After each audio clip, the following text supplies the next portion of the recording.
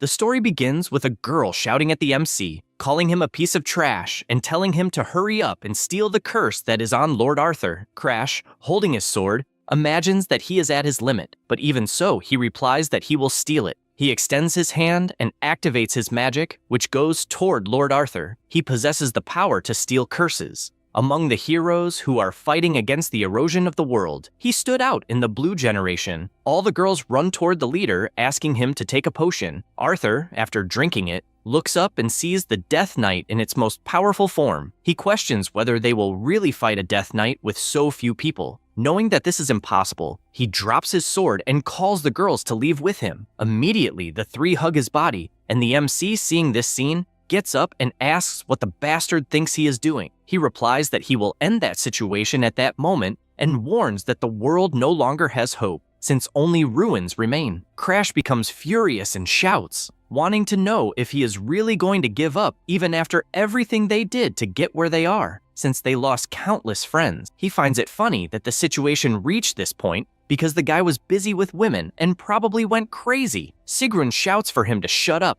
and guarantees that Arthur did his best compared to a piece of trash who only knows how to steal curses, and therefore should not speak about the leader. The MC finds this funny, since being called trash by her is nothing new, and points his finger, questioning how she can say such things to someone who saved their lives. He shouts that no one would have gotten so far without his abilities, and also refreshes everyone's memory, starting with Abella, who is the Red Witch. He points out that she had said she could not use magic if she lost her voice, and that she even kept begging him to steal the curses. He did everything she asked, and even so, the girl attacked him when he went to get painkillers, and both in the past and in the present, the habit of despising people has not changed. The same goes for Mary, who is considered the strongest spear of the Empire. In truth, she is nothing more than an idiot who charges forward without thinking and took on every possible curse and kept begging the MC to remove them. He becomes even more curious as he recounts this, since the princess used to call him a benefactor, someone who sacrificed an eye and is now being called trash. Even during the academy, she kept placing him as part of her Kingdom Starlone faction, and even after all the bullying, Crash never fought back in any way. He does not understand why she should be the blue generation when he made every sacrifice for the good of the kingdom. He finishes by saying that he cleaned up all the mess up to this point and questions whether everything was for nothing. After all, he does not care about the others, but he cannot believe that Arthur, who should be responsible for saving the world, is giving up. He was supposedly going to lead everyone and even stand at the front of the blue generation, and that was the reason the MC chose to stay by his side. Because of that, he does not understand why he is giving up. At that moment, Arthur says that he can finally tell the truth and once again repeats that the world is already over and that he will basically redo everything from the beginning. The MC does not understand what the hell he is talking about, and the leader says that this is not the first time he has seen the end of the world because his ability is regression. Crash is shocked by this, and Arthur explains that in that life he obtained the inherited memory ability and can regress while keeping his memories. Soon, he will be able to regress with his current experiences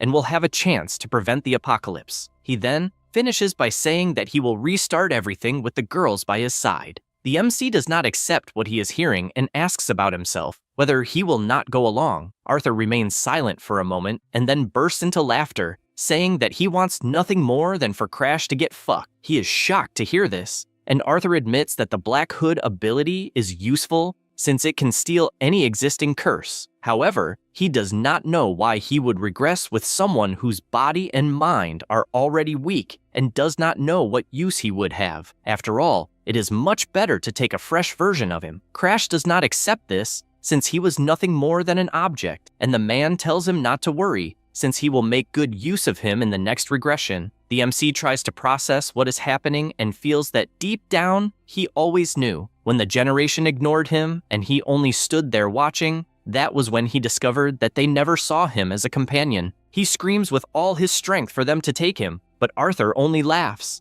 Then the MC, knowing that he will end up fainting because of the curses, assures that he will not die that way. He knows that his ability can steal only curses, but that is because he never tested it on other things, such as, for example, Arthur's ability. since he did not consider it a curse. However, he thinks it is worth trying and therefore uses the black hood toward the leader. His ability flies straight into him, and only then does he realize that it simply worked, since the ability devoured the regression ability for itself. However, Arthur did not notice this and still insists on asking why Crash has not yet given up on trying something. He says that the boy witnessed countless apocalypses, and that every time he became useless, he discarded him, leaving him to die again. And he no longer even knows how many times this happened. The MC, still lying down, assures that the one who will suffer will be him, and, with a big smile, points upward, telling him to be careful. After all, the world is in ruins, and because of that, he needs to be careful, since if he does not want to die,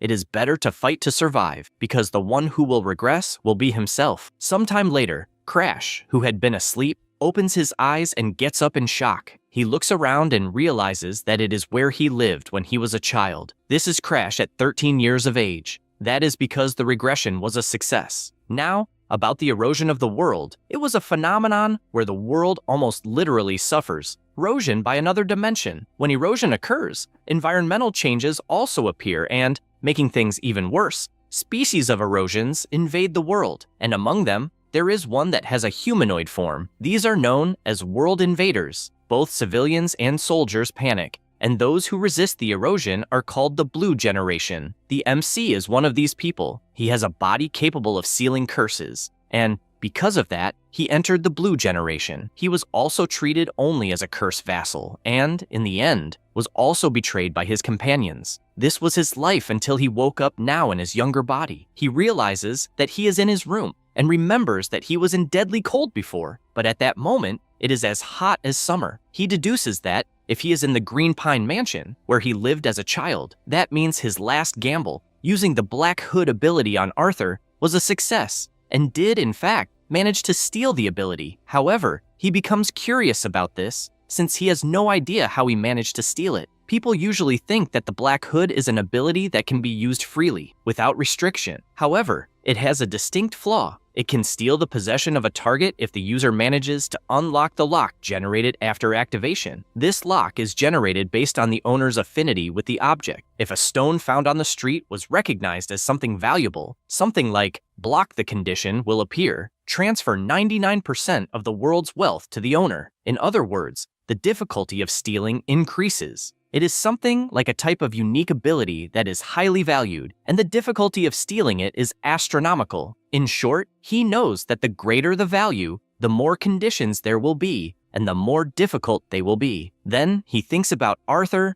and what was going through his mind. After all, when he activated his ability, he did not see any lock. He thinks a little more about this fact and concludes that perhaps Arthur wanted to abandon the ability. He is surprised to think that the man known as the King of Heroes wanted to abandon his regression ability. He remembers some times when Arthur showed an expression of exhaustion and moved only to finish a task. A world that was destined for destruction and kept happening repeatedly, so he probably went insane. In other words, to Arthur, this ability was a curse. That is why he tried to make the girls retain their memories and return together with him, while excluding him at the same time. The MC concludes that the fact he managed to steal this ability, and that the Arthur he knew lost the ability, being left behind in the world on the brink of destruction, was crushed by the meteor of the Blue Death Knight. He comments that he stole the ability from the boy he wanted so badly to get rid of, and hopes he is happy. He says this and laughs, since he was always looked down on, as if stealing curses were something anyone could do,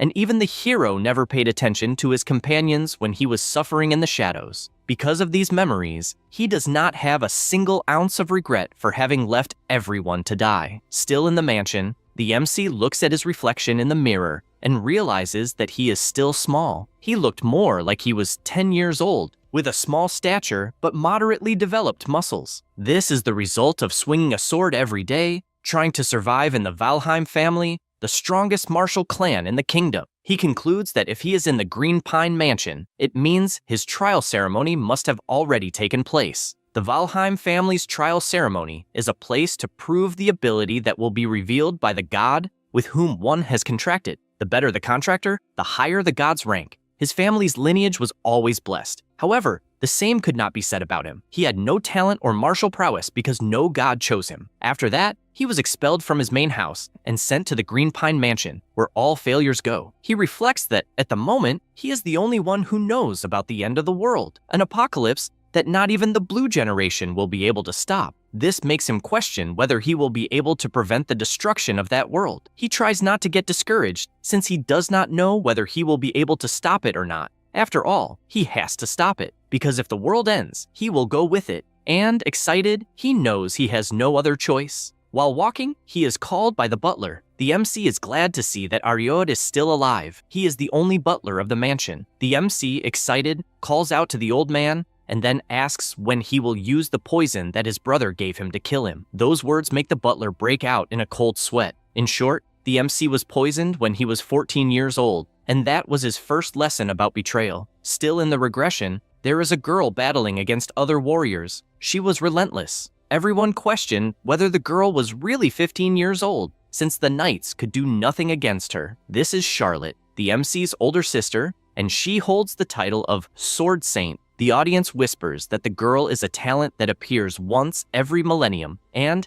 because of that, all the lords of every house have high expectations of her. Meanwhile, Varokin, the MC's brother, hears everything and furious says that he will kill everyone of the Valheim lineage. He knows that Charlotte is an enormous risk and that her mother is at least decent. Then, already in another place, he says that the MC is a useless failure and warns the butler that he will first kill his half-brother and emphasizes that even the butler has a reason for this, since his career was hindered because of the boy. Therefore, he explains that it is just to give a single drop of the poison to Crash, and by doing that, he will not have to worry about his daughter's treatment or money, and he asks whether he is hesitating. Ariod replies that the MC is someone he raised as his own son, and that doing something like that is absurd. However, Varokin calls his attention and tells him to choose whom he will save, whether he will save another person's son or his own biological daughter. He sees no way out, but still answers no. With this outcome, the MC finds himself holding the butler in his arms, vomiting heavily. Basically, on the day Ariod was supposed to kill him, the butler was unable to bear the guilt and therefore ate the poison steak and ended up dying in his place. Back in the present, the old man asks what he means by that talk about poison, and Crash tells him not to play dumb, since even knowing he was going to kill him for the sake of his daughter, it is sad to imagine that he would not know about it. The butler lowers his head while listening to those words, and the MC feels a little awkward, since acting that way will end up leaving the old man with no choices. And so, he says that if he wants to play dumb, he can go right ahead, and if it had not been a mistake from the beginning, he would never have given that order. The butler is surprised, since at first he imagined that the boy would blame himself for having betrayed him or cry in rage, but he wonders whether the young master has changed. He thinks about this while the MC asks him to accompany him. They go to the library, and the old man wonders whether Crash is going to study. However, he simply asks him to cut the wall. Ariod does not understand this request, but the MC merely says that this feat should be easy for the butler of the Valheim family. Ariod answers yes, and, concentrating energy in his sword, unleashes a full-powered attack against the wall, opening a huge hole. He asks whether it might be a secret passage. Crash merely says that he did a good job and starts walking. Ariod begins to follow him and concludes that the boy is definitely a completely different person from the day before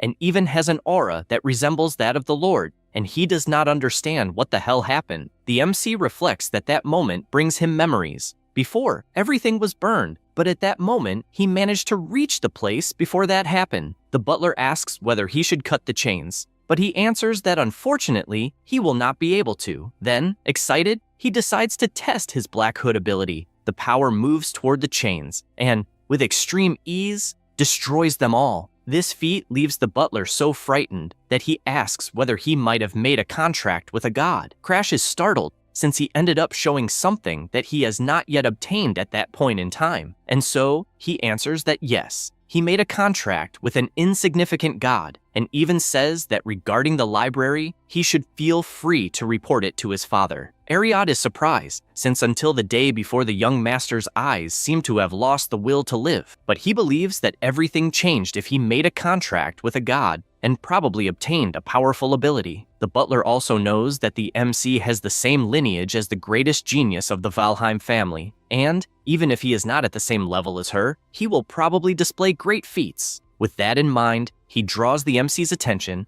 and says that until he finishes what he has to do, he will not report anything to the head of the family. He hears this and imagines that it is probably the side effect of regression, since he is acting differently than before. A change occurred with Ariod. Basically, the butler who betrayed him will live only in his memory, and he thinks that Arthur must also have suffered from this, and that this is probably the reason for wanting to get rid of this ability. Crash also imagines that if he manages to cure Ariod's daughter's illness, the man will probably swear eternal loyalty. He knows that he needs to increase the number of pawns while he is in that regression. With that in mind, he simply tells the old man to do as he wishes, since deep down, he knows that he can cure his daughter later. After all, the secret library is his priority. He sees a glow on the door and is startled, since completely out of nowhere, a fire attack flew straight at him with full force. He admits to being surprised, since he is the person who endured several curses and still got goosebumps. And because of that, he has no doubts that a specific book is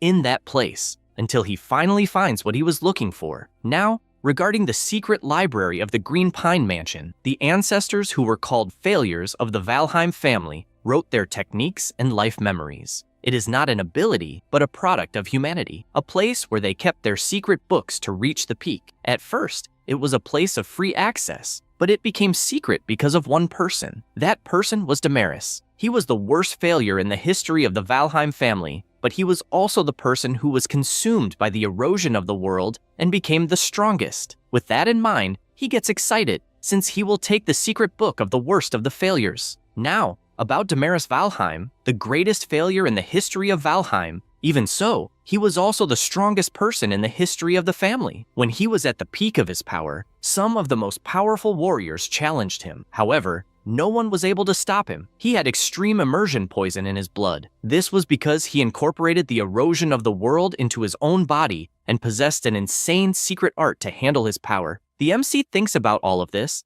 and imagines that before, half of the book was burned, so he did not know why Devours ended up that way. But apparently, he went mad because he could not control the advance of the erosion. He stops to think that when he was caught by the curse of the world's erosion, he ended up weakening the curse with the Black Hood, and somehow endured it by compensating with other curses. The same principle applies to the devastation caused by extreme immersion poison in the blood. This is because he stole a curse that controls the advance. This makes him question whether, by any chance, he might be able to become strong like Devours. Thinking about all of this, he draws the butler's attention and gives the order to ensure that from that day on, no one enters the Green Pine Mansion. Ariod says he understands and returns to his post. Meanwhile, he imagines that the young master will turn a blind eye to his mistake and, therefore, he should repay his kindness by refusing Verokin's proposal. He says this to the boy, who becomes furious at having his proposal to poison the MC rejected. He says that a person who has so many flaws only makes him more nervous. He also believes that if it were not for the MC's mother's bloodline getting in the way, both Lilish and he himself would have maintained their positions in the direct lineage. Suddenly, he shouts, calling another butler, and orders him to go to the Green Pine Mansion, where Crash is, to investigate why Ariod changed his mind. However, he replies that it is not possible to enter. This is because Ariod, who is the young master's butler, prevented entry even to the head of the family. Verokin cannot believe this absurdity, since he is even blocking the head of the family from entering. Meanwhile, the MC continues channeling energy. He realizes that he has finally reached the experienced beginner level. He knows that there are several stages of aura, such as Aura User, Aura Expert, Aura Master, and finally, the Aura Emperor. The second stage, which is in the experienced aura stage, is the stage where most users are and is what separates geniuses from normal people. He has just arrived there, while his sister Charlotte, who is 2 years older, is already an Aura Master and possesses incredible talent. However, even though she is an incredible monster, in the end, she was useless against the erosion. The MC is aware that compared to her, he is nothing more than a beginner, and therefore does not know if he can really save the world. However, his self from before the regression warns him that he will not know before trying, and therefore he should stop lamenting, since, in the first place, it was not even possible to use aura before the regression. But at that moment, it is different, because even without comparing himself to her, he can become stronger with the secret art that was left by a failure just like him. Thus, excited, he knows that he will definitely be able to become stronger. And for now, that is enough. Sometime later, he leaves his room and the butler congratulates him for reaching the experienced beginner level. He replies that this is nothing, but questions why he is waiting outside. Ariad explains that the MC's fiancée, Bianca Hardenhearts, has arrived at the mansion to visit him. He is surprised by this,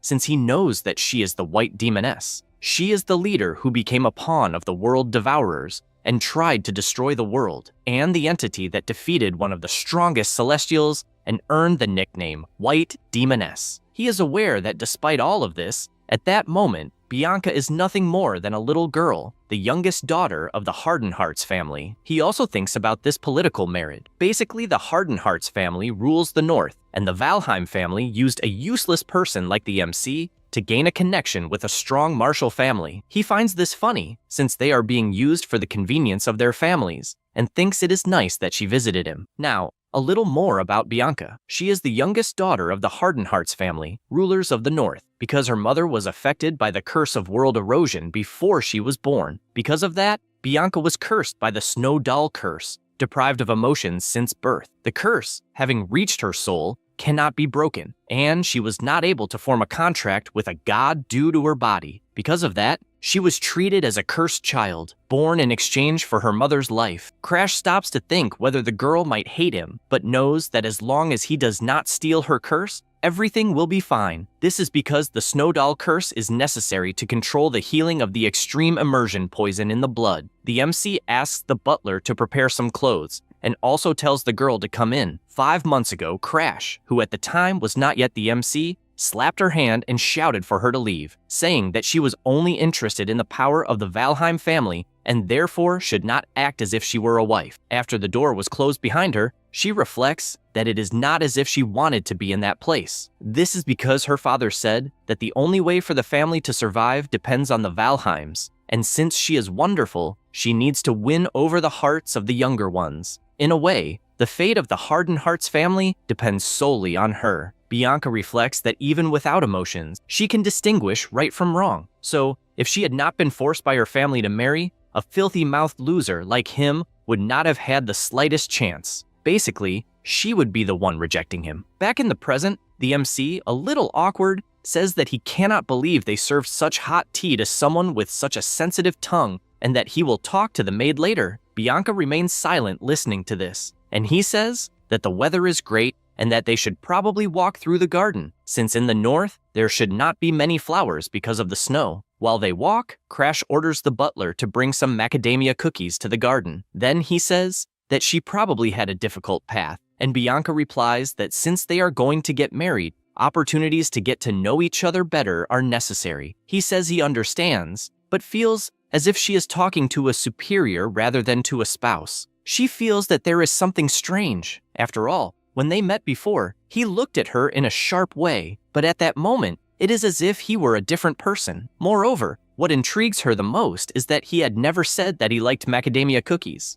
After they reach the outside, she wastes no time and asks if he is really Crash. Both stare at each other for a moment, and the MC, releasing all his aura, asks if he is really that different from how he was before. She is startled, wondering if that is killing intent, and immediately bows down apologizing, since she spoke without thinking. He feels bad, since his memories of that time are a mess, and he does not even know how he treated her. But of one thing he is certain, that is the only expression Bianca has. It was even the same expression she had when she met her end in the mansion of the frozen sea in the north. The MC decides to change the subject for now, and says that it is not a surprise that she thinks that way, since he has just formed a contract with a god. Bianca then considers that his personality changed after the contract, and therefore congratulates him on that achievement. He says that he has a proposal to make, and she considers that the boy went so far as to form a contract with a god and now wants to make a proposal. So she asks if it is one to end the marriage. He immediately answers that it is not, and even says that he does not know why she thought such an absurd thing. Then,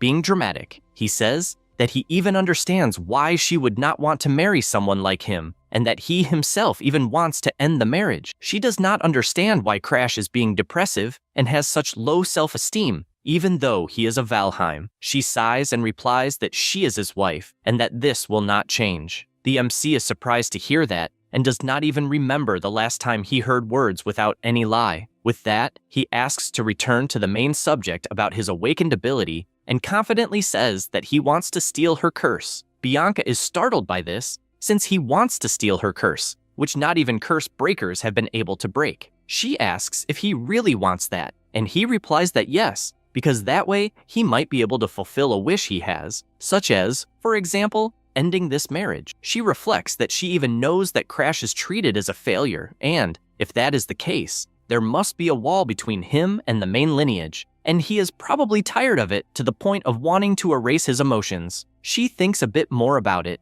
and remembers that a mental mage once said that when a person reaches their maximum mental potential, they become sick at heart and end up succumbing to this illness, possibly even taking their own life, or suddenly becoming kind as if they were another person. The old man continues, saying that it is a very dangerous moment since such behaviors are warning signs of their end, and if you know someone like that, you should stay by their side. After remembering this, she takes his hand and says that everything will be fine since he just needs to control his emotions without relying on the curse. The MC comments that apparently she understood something wrong, and Bianca says that she will see him more often, and even if she asks her father, he might be allowed to live closer, but he shouts, wanting to know what this talk is about, since as far as he knows she hates him and did not even want this marriage. She says that even if that were true, she would not abandon someone in danger. Crash even understands that Bianca is the type who throws herself headfirst into things when she decides to do them, but he feels that there is a misunderstanding. In any case,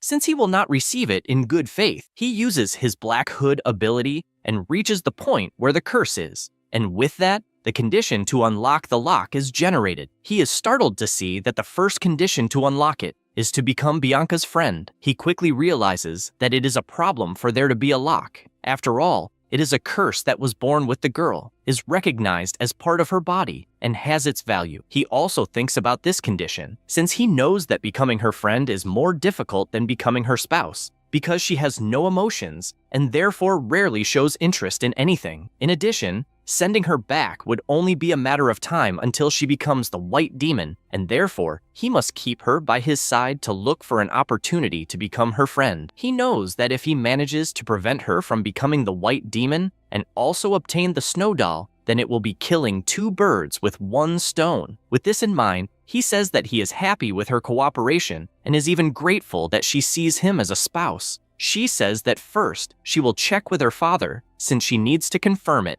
and then leaves. He knows that it will take a month for the girl to return, and that he must read all the secret art books until then. The next day, at the Green Pine Mansion, a carriage arrives, and in it is Bianca, saying that from that day on, she will live in the mansion together with him. The MC despairs, since that means they will live together. Sometime later, he wakes up and sees Bianca sleeping beside him. The MC does not like this at all, since if she is seen with someone like him, people will misunderstand. Soon after, she wakes up, says good morning, and even asks why he is in that place. This angers him, since the one who should be asking that was him. Early in the morning, Crash continues channeling energy to increase his aura until he stops to think that it has already been a few months since he started living with Bianca. He remembers exactly the day she appeared, saying that she would live in the Pinheiro Verde mansion, which was a shock to him, since he did not know she would simply move in. Bianca explains that this is not a problem,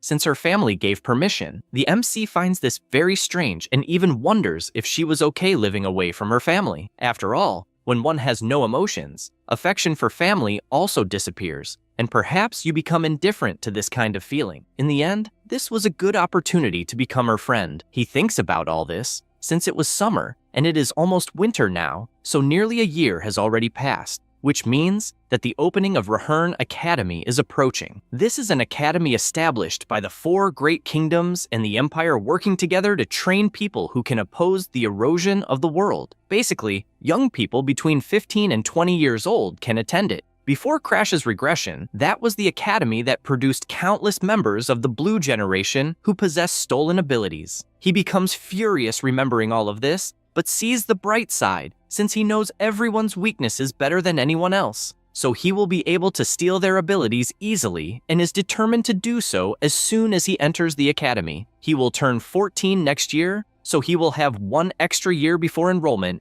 and will need to find a way to become stronger until then. However, he is realizing that he has begun to reach the limits of his talent. Basically, with only a single secret stumble, the beginner level at the entrance to specialists is his limit, and he knows that to surpass this wall, he has no choice but to steal Bianca's snow doll curse as quickly as possible and learn how to use blood immersion poison. He goes to the door and asks if she was waiting once again. Bianca answers yes, since she cannot leave him alone. The MC does not like this at all, since the girl has been following him everywhere like a little bird since summer, and his only doubt is when she will start seeing him as a friend. At that moment, the butler appears and says that an invitation from the Stellar Sanctuary has arrived. He is surprised by this news, since the Stellar Sanctuary is a festival for miners in the Kingdom of Starlon, held once a year. Most people attend unless it is an exceptional case, and it is excellent for socializing and expanding one's connections. He receives the letter and thanks him for it, while also reflecting that he has been confined to the mansion since his regression, and,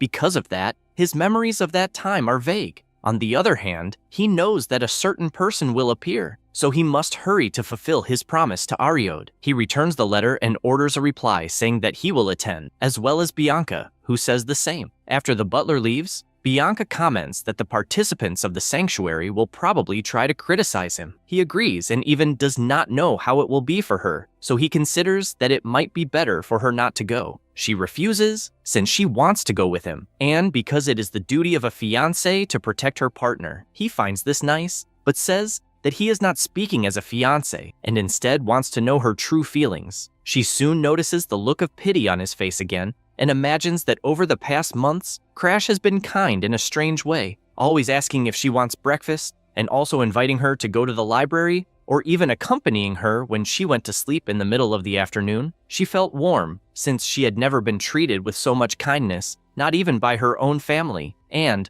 watching the MC train, she thinks that he is being so good that she can no longer even remember how terrible her first impression of him was. Thinking about it, she states that she will go with him not as a fiancé, but of her own free will. Crash is surprised by this and smiles, since he finally heard what he wanted. By the late afternoon, they go by carriage, and he comments that it is surprising that people rented the most famous tourist spot in the area, and believes they have a lot of money to throw away. The reason nobles are respected in that world is because they can fight against the erosion of the world in place of the commoners. And even so, these people obsessed with parties instead of training are supposedly the future of Starlon. They finally arrive at the sanctuary, and at first glance, he strongly doubts that there are many decent people in that place. Immediately, gossip spreads freely, with people asking if the Crash who arrived is the useless son of the Valheim family, in addition to thinking it is a waste that the cursed daughter of the Conqueror of the North has such beauty. The MC soon realizes that amid so many fake nobles,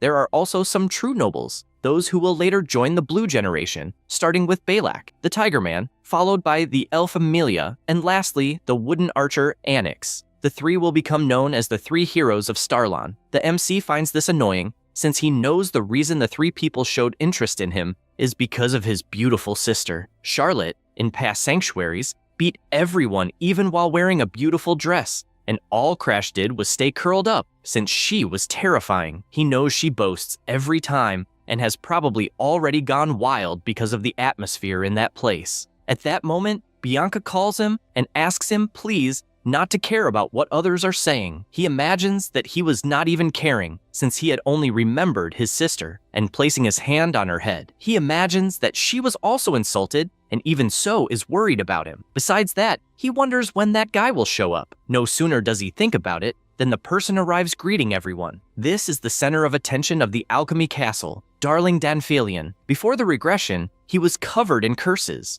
and Darling, who was his friend, asked what had happened for him to become so bad. In addition to noticing that there was every kind of erosion and that one matched the other, he also asked if he was interested in becoming his test subject, since that way he would cure him, and kept moving the MC from one side to the other until, completely out of nowhere, he prepared to give a kiss. And the MC, irritated, told the maniac to back off. It was his first time meeting the man who would later become known as the King of Alchemy, the best in the world. Back in the present, everyone notices Darling's presence, and while some praise how handsome he is, others comment that the boy is weird and that he arrived late on purpose just to gain attention. Crash, on the other hand, imagines that it is not possible that the attention-seeking stalker would be in a place like that with people of the same age. Next, he runs to the table, grabs a cake, and hands it to Bianca, also asking her to wait for him. She replies that it will not be a problem. Soon, Darling notices his presence, wondering who the boy is, since he feels as if he has seen him before. The MC introduces himself as Crash Valheim, and immediately the boy recognizes the Valheim surname, since he indeed resembles Charlotte. Because of that, his eyes light up,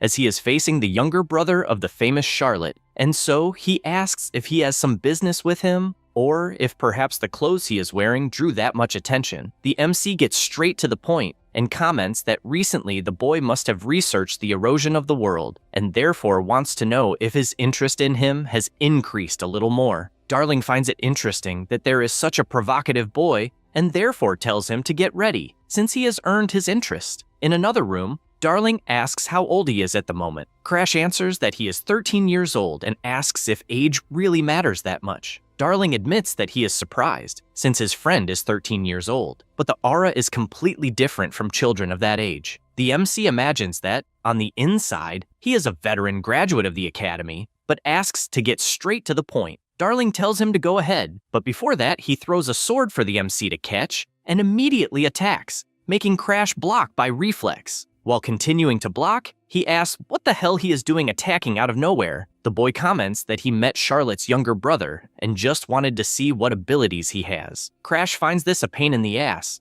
especially since Darling keeps attacking non-stop until the MC gets irritated and counterattacks, putting pressure on Darling, who even asks whether Charlotte's so-called younger brother wasn't supposed to be a useless person without abilities. He comments that despite appearances, he trains every day, but imagines it is complicated to use secret techniques against a student and therefore should hold back. Because of that, he says he could help with research on curse neutralization. Darling is startled upon hearing this and starts attacking faster, since he wants to know what a mere boy knows about alchemy to be talking about that. Crash notices this and moves at high speed, placing the sword at the boy's neck. In addition, he says that to become a first-class alchemist, it is necessary to first prove the research to neutralize the curse of world erosion, which the dispersers have still not managed to break using other curses. Having said that, he explains that he will help with his ability to steal curses. At that moment, Darling is shocked to see that the MC possesses aura, even though he was supposed to be a useless boy without abilities, but soon imagines that it is an excellent opportunity if he is telling the truth, since he will be able to simultaneously prove supply and demand and curse neutralization. With that, he asks what he should do in return, suggesting something like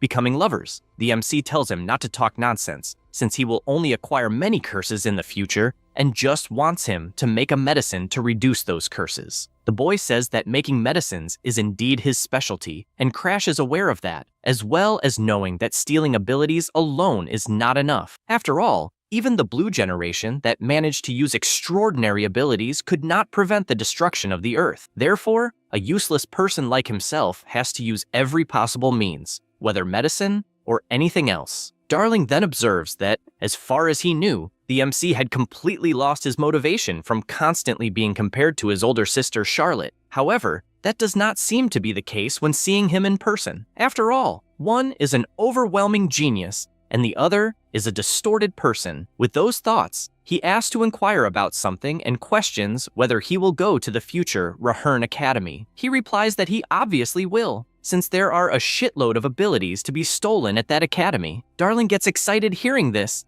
and shouts that he will do anything, whether mixing medicines or whatever, since it involves curses, so he agrees. The MC soon realizes that the guy has not changed at all and asks whether he knows the disease of discoloration. He replies yes, that it is an incurable disease in which the skin turns black and eventually leads to death. Crash hears this and orders him to make a medicine for this disease. Darling cannot believe the absurd thing he just heard and asks whether he does not know the meaning of the word incurable, since even for himself this is impossible. The MC knows that one way or another the boy succeeded, even if it was a little in the future, so he sighs, stretches out his arm, and confidently asks him to do it, since he believes he can. Darling finds this interesting, since it wounds his pride, and agrees to do it. Crash tells him to send the medicine to the Green Pine Mansion as soon as it is ready. Then he comments that he would like to ask something, since he believes the boy likes his sister. Darling gets excited and replies that he loves Charlotte. This makes the MC question why he keeps talking about lovers or saying that he would like to be by his side and things like that. Darling replies that apparently Crash is still a child and cheerfully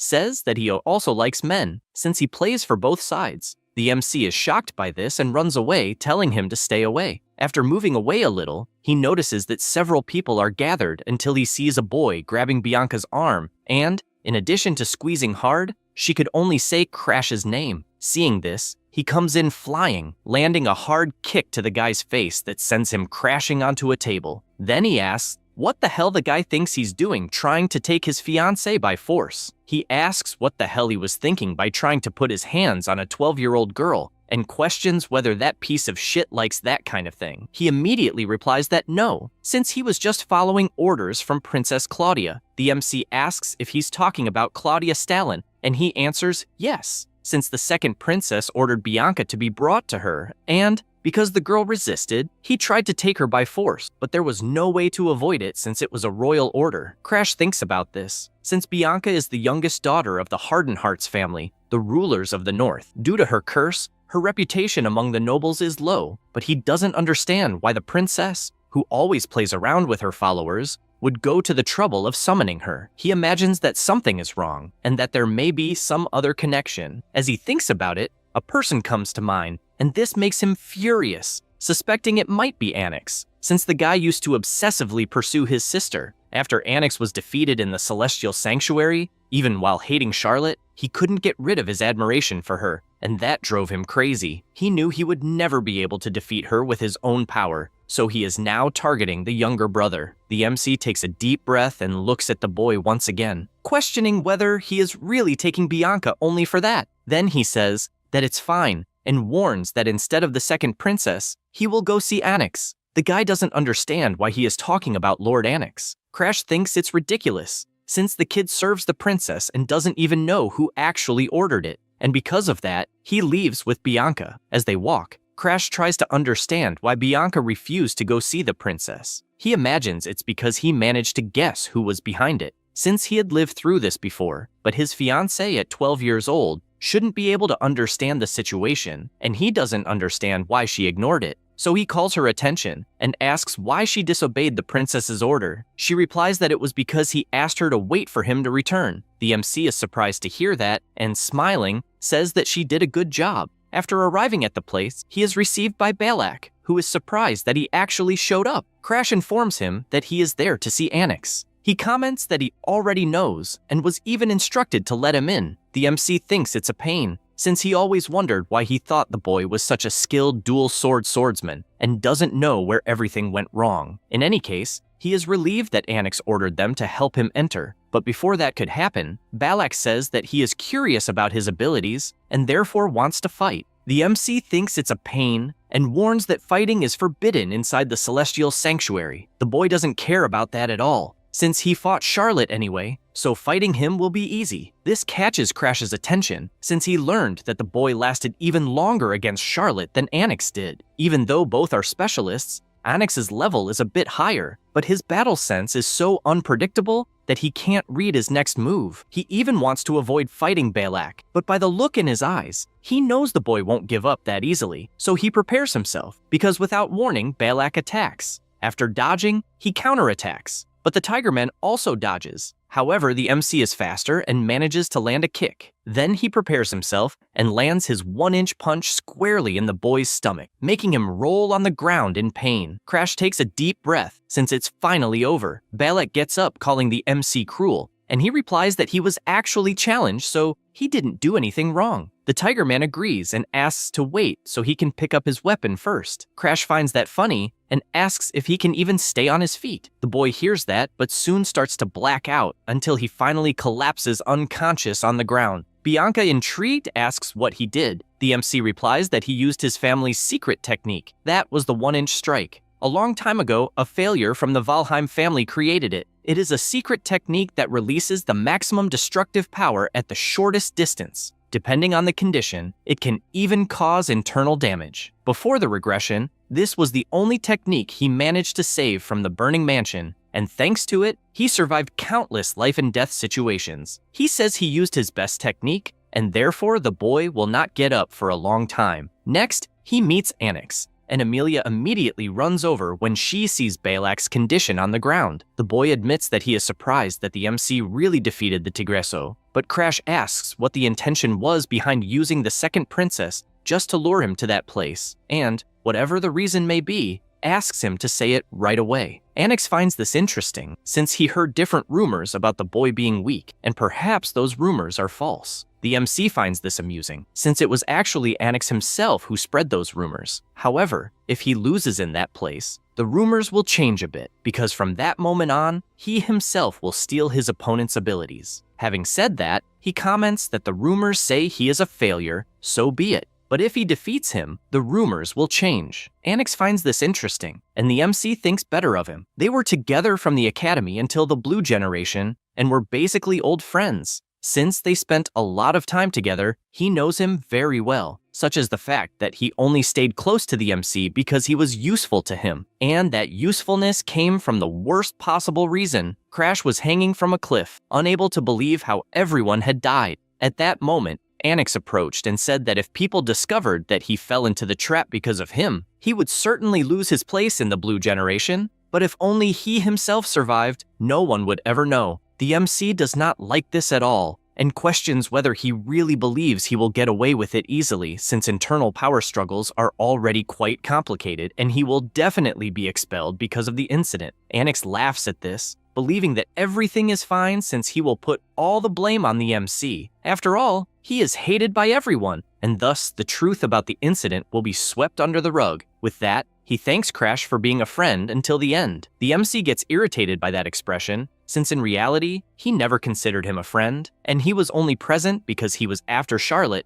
and he even got distracted throughout the entire battle after finding out that she was going to get married. Anix says that this is exactly why he hates him. Even without having any talent at all, he has sharp intuition, and that part of him always gets in his way. So, since Charlotte is also getting married, he sees no reason for this fake friendship to continue. He believes that perhaps this is for the best. After all, Charlotte would not want to hold a funeral on her wedding day. At that moment, the MC loses his strength and lets go of the cliff. He cannot believe that things will end this way. At that instant, Arthur appears and saves his life, and that was when the two ended up on the same team. After thinking about all of this, he knows that, in truth, that was the beginning of the greatest catastrophe of all. In any case, Anix was expelled from the Blue Generation due to Arthur's testimony, and what pissed him off the most was the guy trying to marry the princess out of desperation. Suddenly, the boy says that the face and the way he speaks are identical to Charlotte's. The MC becomes increasingly irritated, since the bastard has not changed at all. Because of that, he tells him not to casually mention his sister's name like that. He prepares himself and charges forward, since, like his sister, he never runs from a fight. Anix finds this amusing and blocks the first punch with his ability. Crash keeps trying to attack, but cannot land a single kick. In addition, a vine grabs his leg and throws him back, forcing him to reposition. He knows it will be more difficult than he thought, since he is facing the Glazer family's secret technique, the Celestial Wood style. It is a special technique that strengthens plants with aura to manipulate them at will. Combining it with his recovery ability, he manages to manipulate multiple plants and exceed the limits of the technique. The MC asks if he wants him to fight with a weapon and picks up a piece of wood. Anix becomes furious at the provocation and attacks with several vines at the same time, wanting to know how he will defend himself with a branch. Then, at high speed, he dodges all the attacks. This leaves the boy completely terrified, since it would make sense if it were a genius like Charlotte. but he cannot understand how a useless person managed to accomplish this feat without awakening the mind eye or something like that. The MC approaches at high speed, since before his regression, he had seen that guy's abilities until he was sick of them, and because of that, he provokes him, wanting to know if even at that moment he is thinking about Charlotte. He gets irritated since he had been quiet, and uses another ability that sends Crash flying away. This is his Celestial Wood style, 5th form, the Wood Giant. He tells him to be careful, but even Amelia panics, since her friend is going too far, and if it hits Crash directly, the consequences would be irreversible. The MC watches the Wood Giant attack and takes a deep breath. He knows that among all the books in the mansion's library, there was a tiny secret manual. The author was an ancestor who swung his sword continuously until the age of 80. He had no talent, he was simply a man who endlessly repeated mundane swinging drills. The manual, written in his final years, was short, documenting only his swinging practices. But the technique required a state of unity between oneself and the object, a realm unattainable through superficial martial study. However, since he himself had been involved in a similar situation countless times due to his curse, he was able to understand his ancestor's secret technique. He and the sword become one, and with a single movement, he cuts the Wood Giant in half, which is enough to leave everyone present shocked by what they have just witnessed. Crash approaches through the smoke and tells him not to be too arrogant with so little power. Annex collapses to the ground after having his masterpiece destroyed. As for the MC, he thinks everything is crap because he intended to hold back enough to make stealing the ability easier, but he put all his strength into the attack and cannot move a single muscle. At that moment, Bianca walks up to him and hugs him from behind, saying she will help. Darling also approaches, but before that, Bianca hugs him with all her strength, almost crushing the MC in the process. The alchemist says that at this rate Crash will die, and because of that, he picks up the boy and walks out through the hall while everyone present gossips,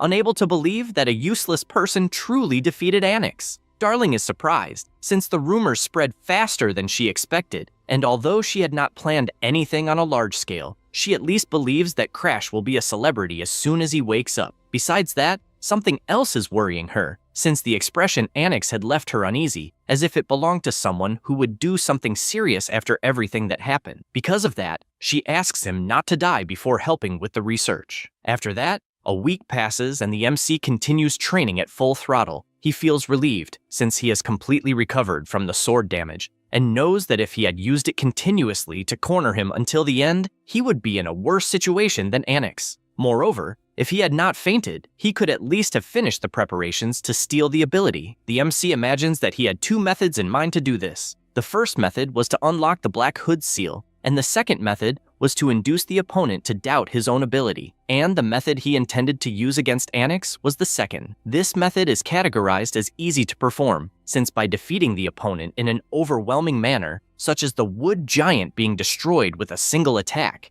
it made Annex doubt his own ability. After all, he lost to a useless person he despised. Crash knows that, even if it takes time, he will eventually steal the recovery ability. He also wants to spend every day training to surpass the geniuses. At that moment, the butler calls for him and informs him that Master Verican has arrived at the mansion. MC realizes that apparently his brother's patience has run out, and the butler explains that he has already refused the boy's messages 22 times. Crash says he can no longer ignore it and asks to let him in. Bianca arrives and asks to drink some water. In addition, she comments that he smells of sweat. MC explains that it is because residues are expelled when using aura, and that maybe it is because he is used to the smell of erosion, so he does not even notice it. She asks whether he should not take a bath before meeting his brother. He does not care about that at all, since eventually he will end up changing again anyway. She then asks, please, that he not get close, and he is surprised by the girl giving orders to her fiancé and believes that she has really grown. The girl runs off, and he becomes excited, since she is like his little sister, so he cannot help teasing her. He also feels that his acquaintances from before his regression would be looking coldly at him at that moment, like Arthur, questioning whether he is becoming soft, since that way, he will not be able to stop the destruction of the world. MC reflects on that guy, and despite hating to admit it, knows that, except for the final moment, Arthur was a hero who was always on the front lines and never let his guard down. This makes him wonder what the guy is doing at that moment. At that instant, Verokin approaches and asks whether he is flirting with the fiancé, since they seem to be having quite a lot of fun. MC says that everyone needs some time to have fun. Verokin finds something strange, since he is facing the boy who used to be so afraid of him that he would not even make eye contact. But at that moment, he is looking directly at him without any problem. This makes him believe that the rumors of his brother having defeated Anix might be real. Crash takes the opportunity to ask whether he should not be busy, since even so, he appeared at the mansion. Verokin does not understand what he means by the culprit, and he explains that he heard that the academy will be accepting students based on exam results instead of their status. And his brother says that, in fact, the real reason for the visit is that he has an order to deliver, since they will prevent the world erosion that occurred at Mount Garrelak. Crash is startled by this, since that type of assignment should not be mandatory until 15 years old. His brother asks him not to worry, since he will be accompanying him as a guardian, and therefore asks whether his little brother, who supposedly defeated Anix, is not scared stiff. MC becomes irritated by this, and since it is clear that his brother wants to test his strength to keep him under control, even so, he says that he accepts. After all, he is more accustomed to fighting erosion than to a peaceful everyday life, and even knowing that it is a trap, he still has a plan. Bianca asks where he will be going, and he replies that he will be away for a while to deal with an erosion mission, and therefore, she should not follow him. She replies that she will not, and also comments that, logically speaking, sending a 13-year-old child to deal with that type of mission is absurd. MC is surprised by this jab aimed at his brother, and Verokin asks what a cursed princess thinks she is saying. At that moment, MC interrupts, making it clear that Bianca is his fiancée and therefore believes that his dear older brother would not take the words of a child seriously. Both stare at each other, and Verokin simply leaves. Once again, the MC says that she did a good job, but she says that she did nothing. He knows this, since even if she is not aware of it, there is no problem. Bianca asks him not to faint again, and he prepares to go on this new journey.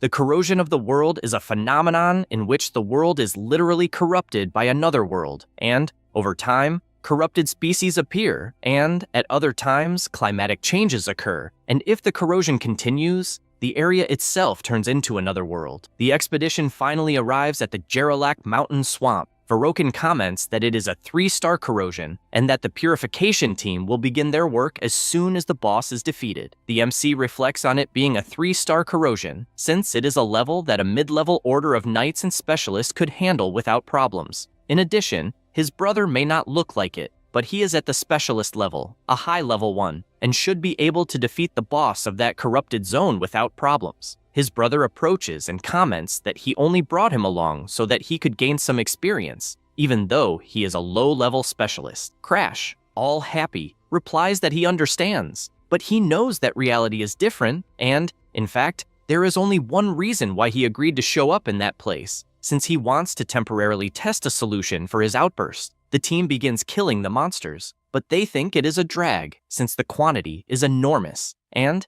at that pace, there will be no end. At that moment, the MC warns that that corrupted species has no head but has teeth, and if one is bitten, it will swell, so one must make sure to envelop the entire body with an aura. The soldier is moved by these words and asks if he has, by any chance, already fought in any corrupted world. He replies that he is still very young, and that it would even be strange if he had come close to one. His brother does not understand it very well, since he is certain that the MC is useless. But for a first time, he is extremely calm. He remembers himself, since when he went to a corrupted zone, for the first time he was 15 years old, and his pride was completely shattered. And because of that, he does not understand how someone even younger is allowing himself the luxury of giving advice to the knights, since this is completely different from his own first time. Crash notices that he is being watched and makes a mocking face, irritating Verokin even more. Because of this, he prepares his sword and goes around killing all the monsters he finds, since he cannot entertain the hypothesis of Crash growing like Charlotte, because if he surpasses him, he himself will become the useless one of the Valheim. The MC approaches and comments that they will soon reach the boss's location. Verokin replies that his brother is lucky, since it is easier than it seems for a first time, as there are no other corrupted species besides the boss. Crash replies that this is even more reason to stay on guard, since apparently there is a 3-star boss capable of killing the entire corrosion by itself. All the knights are shocked, but Verikin shouts for them not to soil themselves in fear just by hearing the words of a child, since the boss is nothing more than a 3-star and therefore they will finish everything quickly. The MC moves away, since in the end, he knows that the knights will realize it on their own, and his current focus is something else. At that moment, his eyes widen as he is able to see the energy of the corrupted world, and it is even clearer than before his regression, thanks to the extreme immersion poison in his blood. He takes a bit from his shell and swallows it, becoming nervous, since from that moment on, it is for real. His body begins to collapse, and he vomits non-stop. The knights run over to him, asking if he is okay, and telling him not to overexert himself on his first time. He asks them not to worry, since he is fine, but deep down he does not believe that he would really vomit, since corrupted energy is like a potent poison. So in the end, it was to be expected. Even so, there is no other choice. After all, it was because of that he mastered the blood immersion poison. First, as the secret manual says, he will try to mix his aura with the energy. The aura circulates endlessly like a great river, absorbs the corrupted energy,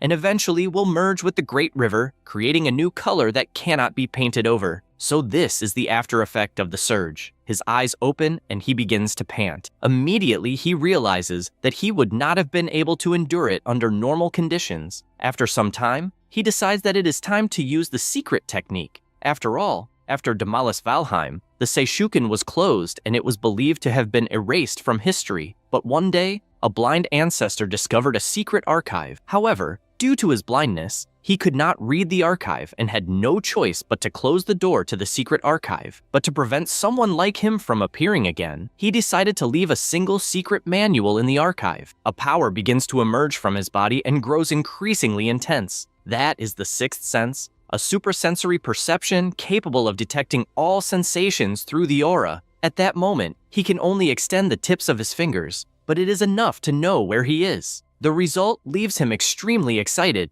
because the place where he is at the moment is not a world covered by the surge. The surge begins to diminish, since he was able to overcome it with the sixth sense. However, he knows that it is a temporary solution, and that if he absorbs the energy of the corrupted world, he may have a surge at any moment. In that case, he will still need Bianca's cursed doll, and even if it is a stopgap measure, it does not change the fact that he was able to endure it, and for the first time, managed to evolve to the next level. At this moment, he feels a horrible sensation approaching, and when he turns around, he comes face to face with a monster that had its eye closed and then opened it, forming an extremely bizarre corruption. Everyone screams desperately that it is the boss of the place. Verokin is startled, as is the MC, since out of nowhere, Sengaki, the demon of 1,000 faces of level 3, appeared among them. Immediately, Verokin shouts for everyone to prepare for battle, and also activates his Ignis ability, enveloping his body in flames. All the knights comment that the Lord's ability is always beautiful to see, since it is not only an immense destructive power, because in the end, the ability incinerates the target regardless of what it is. The MC, also surprised, thinks about this technique. That was the ability that burned his arm before, since his brother used to torment him to show the difference in their powers. The MC watches him from afar, and imagines that before the regression, the guy was a complete madman, but he does not know how he is now. However, he does not care about that, since deep down, he wishes that nothing has changed. The boss begins to defeat them one by one, and a knight shouts that apparently it is a curse that erases the face, since even the seniors are having difficulties against the 8-armed monster. Because of this, he believes that there is no possibility for the apprentices to avoid that curse. He does not stop trembling, since they have reached a point where the only choice is to run. But Verokin appears at full speed and attacks the boss, who begins to burn in flames, with the fire spreading across the entire body. With this opening, he shouts for them not to give up, since he will create an opening. This fills the knights with hope once again, since, as they expected, the Lord left the boss unable to fight. Verokin wonders if Crash is watching the spectacle, but he does not understand why his brother is looking at Sengaki and not at him. He does not understand this, but shifts his gaze to the boss and realizes that it has tears of blood. This makes him realize that there is something wrong, and that, at that pace, it will be very dangerous. Therefore, he leaps backward with all his might, unable to understand the enormous pressure the monster is emanating, and concludes that they must kill the demon at that exact moment before any anomaly occurs. That said, he shouts for all the knights to attack the demon at the same time, but after unleashing his attack, He cannot understand how a strike imbued with aura had no effect at all. Next, he looks to the side and shouts, trying to understand how the Knights of Valheim are so intimidated, as all of them are completely immobile. At that instant, he cannot believe what he has just realized, since he feels something ominous, as if his face were being pulled, and he cannot believe that he was caught by Sengaki. The storm worsens with each passing minute, and Verokin becomes increasingly certain that the situation is dire and that he will definitely die. Everyone starts shouting, wanting to know where the demon of 1,000 faces is, and even while fleeing in one direction,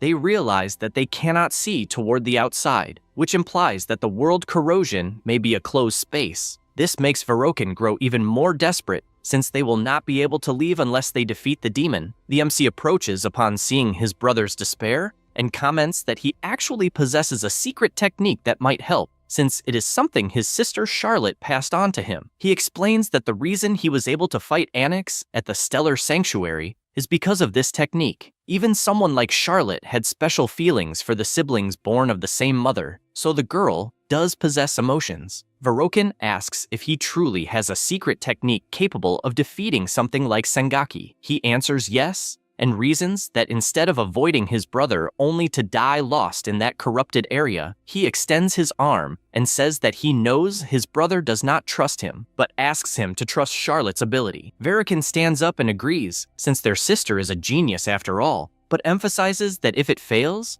it will be the end for both of them. The MC, excited, asks him not to worry, as he definitely will not fail. Still amid the storm, the MC comments that the demon is approaching and asks whether the Ignis ability is already ready. Verokin replies yes, and Crash stands up to begin. He starts gathering energy, and all that concentration flows into the sword. Verokin simply cannot believe the focus he is witnessing, since the aura around the sword is something so pure that he has never seen in his life. He confesses that he hesitated when Charlotte told him to add the flames of Ignis to her secret technique, and that no matter how much he practiced, he was never able to master that aura, unable to understand how someone useless managed to do so. The MC asks his brother to grant the Ignis ability, and without wasting time, his brother extends his hand and activates his ability on the MC, who becomes completely engulfed in flames. Verokin asks if something is wrong, and Crash warns that in the end, he will not need him to buy time, as he will be able to do everything on his own. He cannot believe what he is seeing, since Crash's flames are burning more intensely than his own ever did,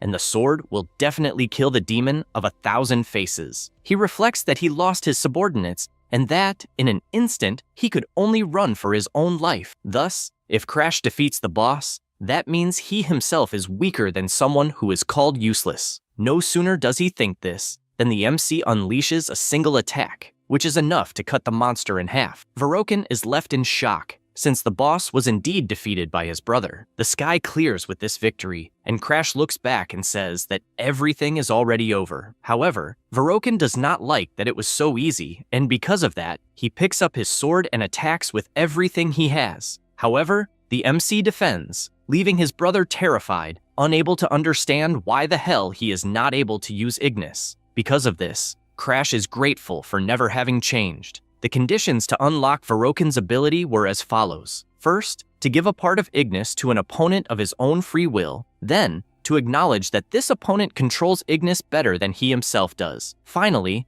it comes from pride. The MC strikes his brother with a blow, since at the moment Verokin tried to attack, Ignis had gained a new owner. While the boss's body is engulfed in flames, the MC takes a piece of it and tells his brother that he also thought it would be good if they could have gotten along from the beginning. But no matter how hard he tried, it was impossible to have any kind of relationship. Because of this hostility, he throws the piece of the monster into the man's mouth and warns that even though they are brothers, deep down, there was a small spark of hope that he would acknowledge him at least once. Unfortunately, it seems he did not have that choice. Verokin only keeps groaning, and the MC says that he writhed in pain when he was burned by his brother on the arm and on the face. Verokin struggles until he loses his life. The MC looks up and says that, ironically, the weather is nice. Soon after all this, back at Valheim's main house, Verokin's Order of Knights was wiped out, and the corrosion was raised to 5 stars. The corrosion was raised to 5 stars, and they said that a superior class specialist was required to defeat it. At the boy's funeral, They cannot believe that Verokin had to sacrifice himself, since otherwise Crash would not have survived. The enraged butler does not accept that a useless person survived. Meanwhile, the head butler tells him to be careful with what he says, since the boy is Verokin's brother, who sacrificed himself to protect him. At that moment, the MC walks through the door and thinks that apparently everyone believed the testimony, and because of that, there is no need to worry. Thanks to Verokin, he obtained many results from this expedition. He confirmed that he can control the surges that occur with his sixth sense, became more adept at using blood immersion poison, and through Ignis obtained the black flames. Since Ignis is an ability that can set anything ablaze, he tried to apply it to the power of world corrosion and never expected it to have that effect, since the firepower of the black flame definitely exceeded his expectations and can be used as a trump card. Now, his only remaining problem to resolve at the main house is to conduct an investigation into the abnormal phenomena in the world corrosion zones. He imagines that people still do not know the real reason, since in truth, it is the work of a world runner. The runner's main body is submerged in an eternal dream and could only see the real world through its lackeys, the undead. After entering the room, he is greeted by a girl. This is Saphira, a fourth-class investigator of world corrosion. Immediately, he notices a black star on her neck, since he knows what it is. Then he changes his reaction and says that he did not expect to find her so soon. He calls her undead and says that he wants to make a deal, since he will erase her mortality. Saphira smiles and asks if, by any chance, he is the regressor. She becomes excited by this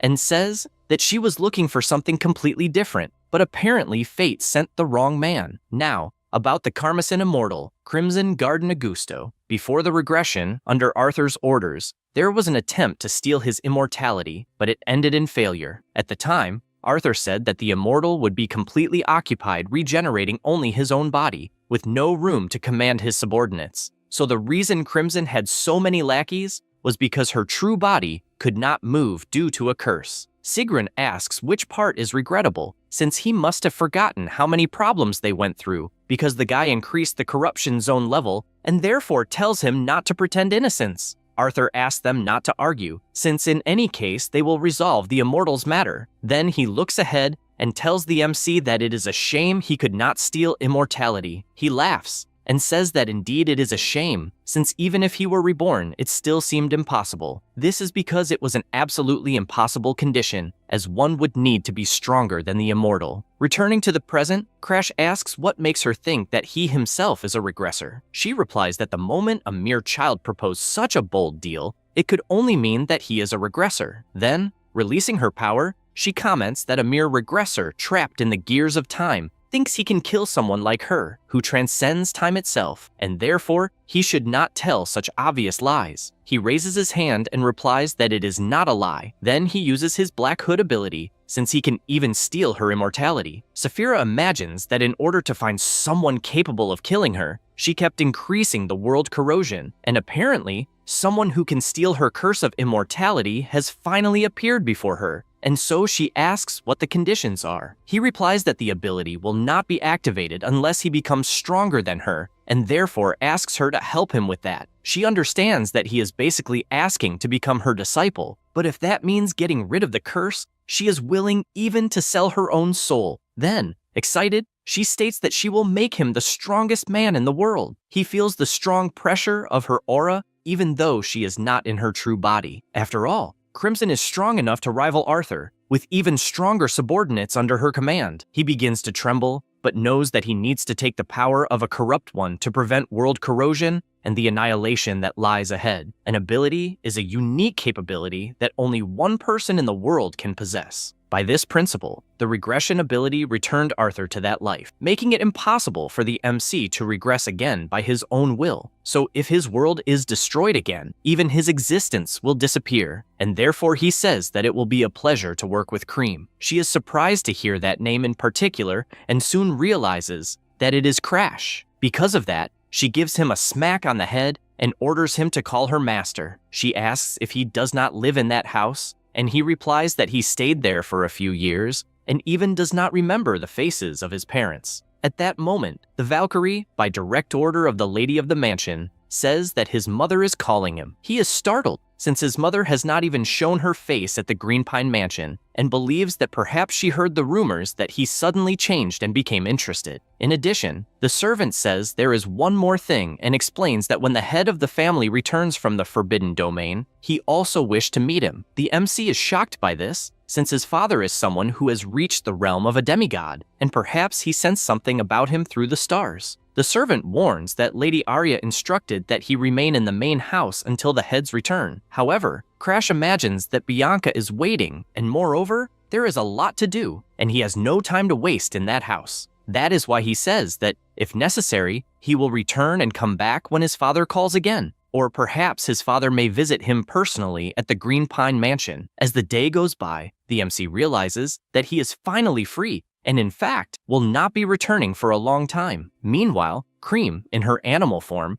taps on the window, calling him ill-mannered. Crash gets irritated and asks if her color is not too flashy. She tells him not to worry, since she can change color whenever she wants, and asks if black suits her better, since she looks more like a crow. He gets annoyed because she is too noisy, but asks about her true body. She replies that he knows very well that her true body cannot move. Only then does Crash reflect that the true regressor is Arthur, and he himself is nothing more than an incomplete regressor using Arthur's ability, but he does not believe it is necessary to explain that to Cream. After some time traveling, they arrive at the mansion, and the MC quickly warns that there is a little white chick at the mansion and that she must be gentle. The so-called white chick is Bianca, welcoming him. The butler also appears, calling for him, and the MC asks if everything is all right. The old man hands him a letter and says it is from Darling. The boy says that the medicine for the discoloration disease he requested is ready, and that he made it quickly while thinking of him, and that he will even see him soon. Crash informs Aryod that if someone called Darling appears at the mansion, he must be treated with great care, since he will be his benefactor. The butler says he understands and also mentions that Bianca was quite worried about him the whole time. He says that the girl found out about the trip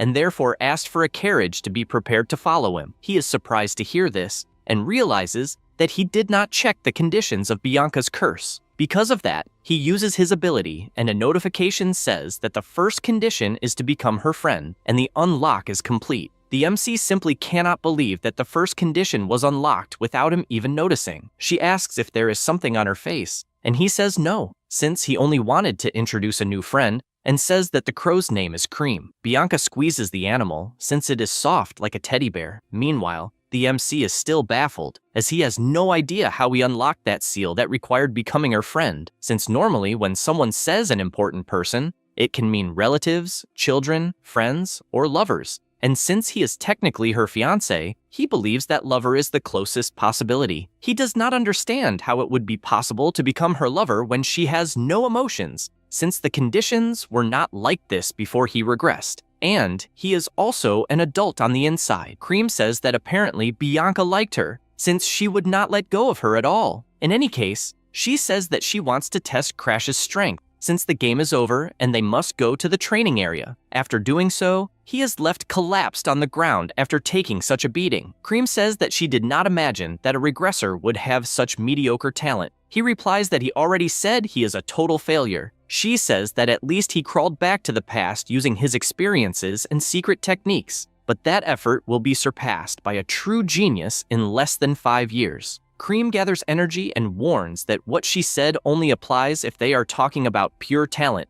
and talent means nothing to her, since if he has no abilities, he can simply steal the talents of others. After all, he is someone who would never have escaped the bottom of the pit, and now he will conquer everything from a place above the clouds, until he finally breaks her own immortality. The MC realizes that Cream's true body is that of a man, and vows that he will become a much more powerful person. A few days later, Darling finally arrives at the mansion. He asks if he made them wait too long, but Crash just tells him to stop the chatter since he is training. Then he asks if he brought the requested medicine, and he shows that he did, since the medicine is complete. After that, he asks if he is not a genius. The MC tells him not to state the obvious, since his friend has always been a genius. Darling is surprised by those words and asks for a hug, since he found it way too cute. In addition, he says he has something to comment on, as he found out that Annick stopped training after losing to Charlotte, but apparently returned to training because of the events at the Stellar Sanctuary. The MC does not believe it, since a scoundrel got inspired after losing to him and says he does not care about that at all. At that moment, Cream approaches and says that Starlon had other plans beyond Valheim and that everything should be fine, since he planned an elixir to strengthen the crappy body the MC has. In addition, he tells them to ask Darling to prepare some of these potions, since a special medicine that increases physical attributes and aura when consumed is excellent. As for elixirs, they are extremely expensive, and some secret manufacturing techniques are passed down through family lineages, just like the elixirs themselves. He finds it annoying how close Darling wants to get,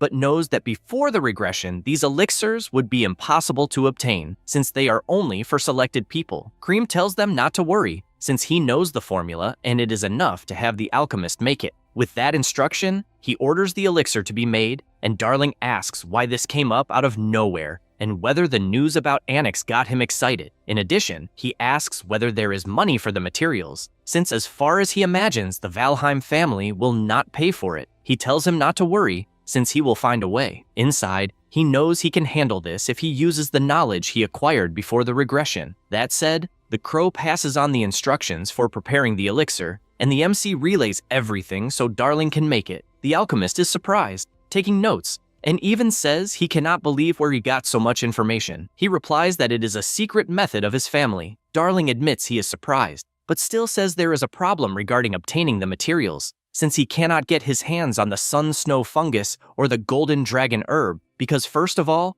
the sun snow fungus grows in Hardened Hearts, but the mountains are so steep and the corruption is so severe that it is impossible to find. He tells him not to worry, since he will ask his fiancée. After all, she is from the Hardened Hearts family. Darling says that if that is the case, only the issue of the golden dragon herb will remain, since it is a phantom herb, said to grow only near the nests of golden dragons in the remote regions of the Empire, and he could even buy it on the black market. But if the Empire finds out, it will be a huge problem. The MC comments that unfortunately, if there is no other way, he will have to risk buying it on the black market. But his friend asks him not to worry, since he can do it differently. He says there is a junior martial arts tournament held in the Empire of Epiphany for youths under 15 years old, and all the MC has to do is take first place, since the tournament reward is precisely that herb. Crash asks him to remember that he is from the Valheim family, and the Empire is probably using the tournament to gain politically against the Academy. So if a Valheim participates, things will get complicated. But Darling asks him to drink a certain potion. Because as a genius, he obviously has a plan. He has no idea what it is, but drinks it anyway, only to feel something strange happening to his body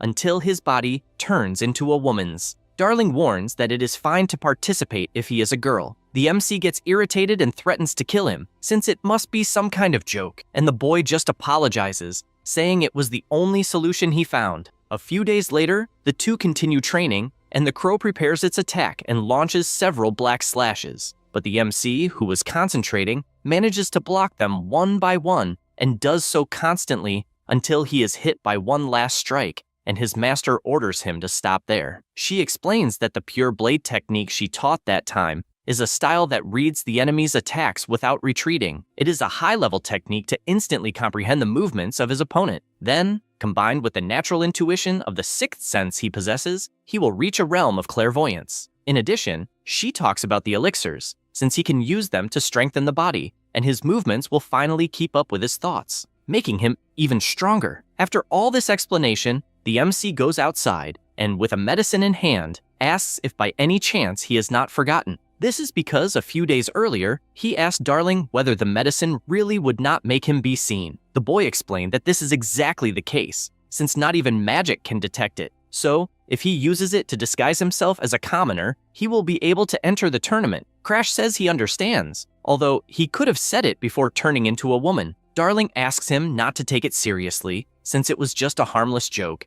and says it lasts about a day. The MC reflects on all this, and imagines that Darling is a trustworthy person, but very exhausting. He reaches the carriage, and the butler says he was waiting for him, and also mentions that he made an offer to Fluker from the lawless zone, and to a merchant who will help with the illegal entry. Crash realizes that she is a merchant of corrupted species, so she should be able to cross the border with that, and he expected nothing less from the butler, since thanks to him, he will be able to leave the mansion without worries. Ariad reinforces that this is true and, overflowing with confidence, guarantees that he will not let absolutely anyone enter, even if it is the head of the family. The very next day, after Darling gives the medicine for the discoloration disease, Ariad cannot contain his emotion, thanking for life, for curing his daughter definitively. He can die without remorse. However, the MC says that if he is truly grateful, he must continue living, since he saved his daughter's life, so he should not dare to die until he says otherwise.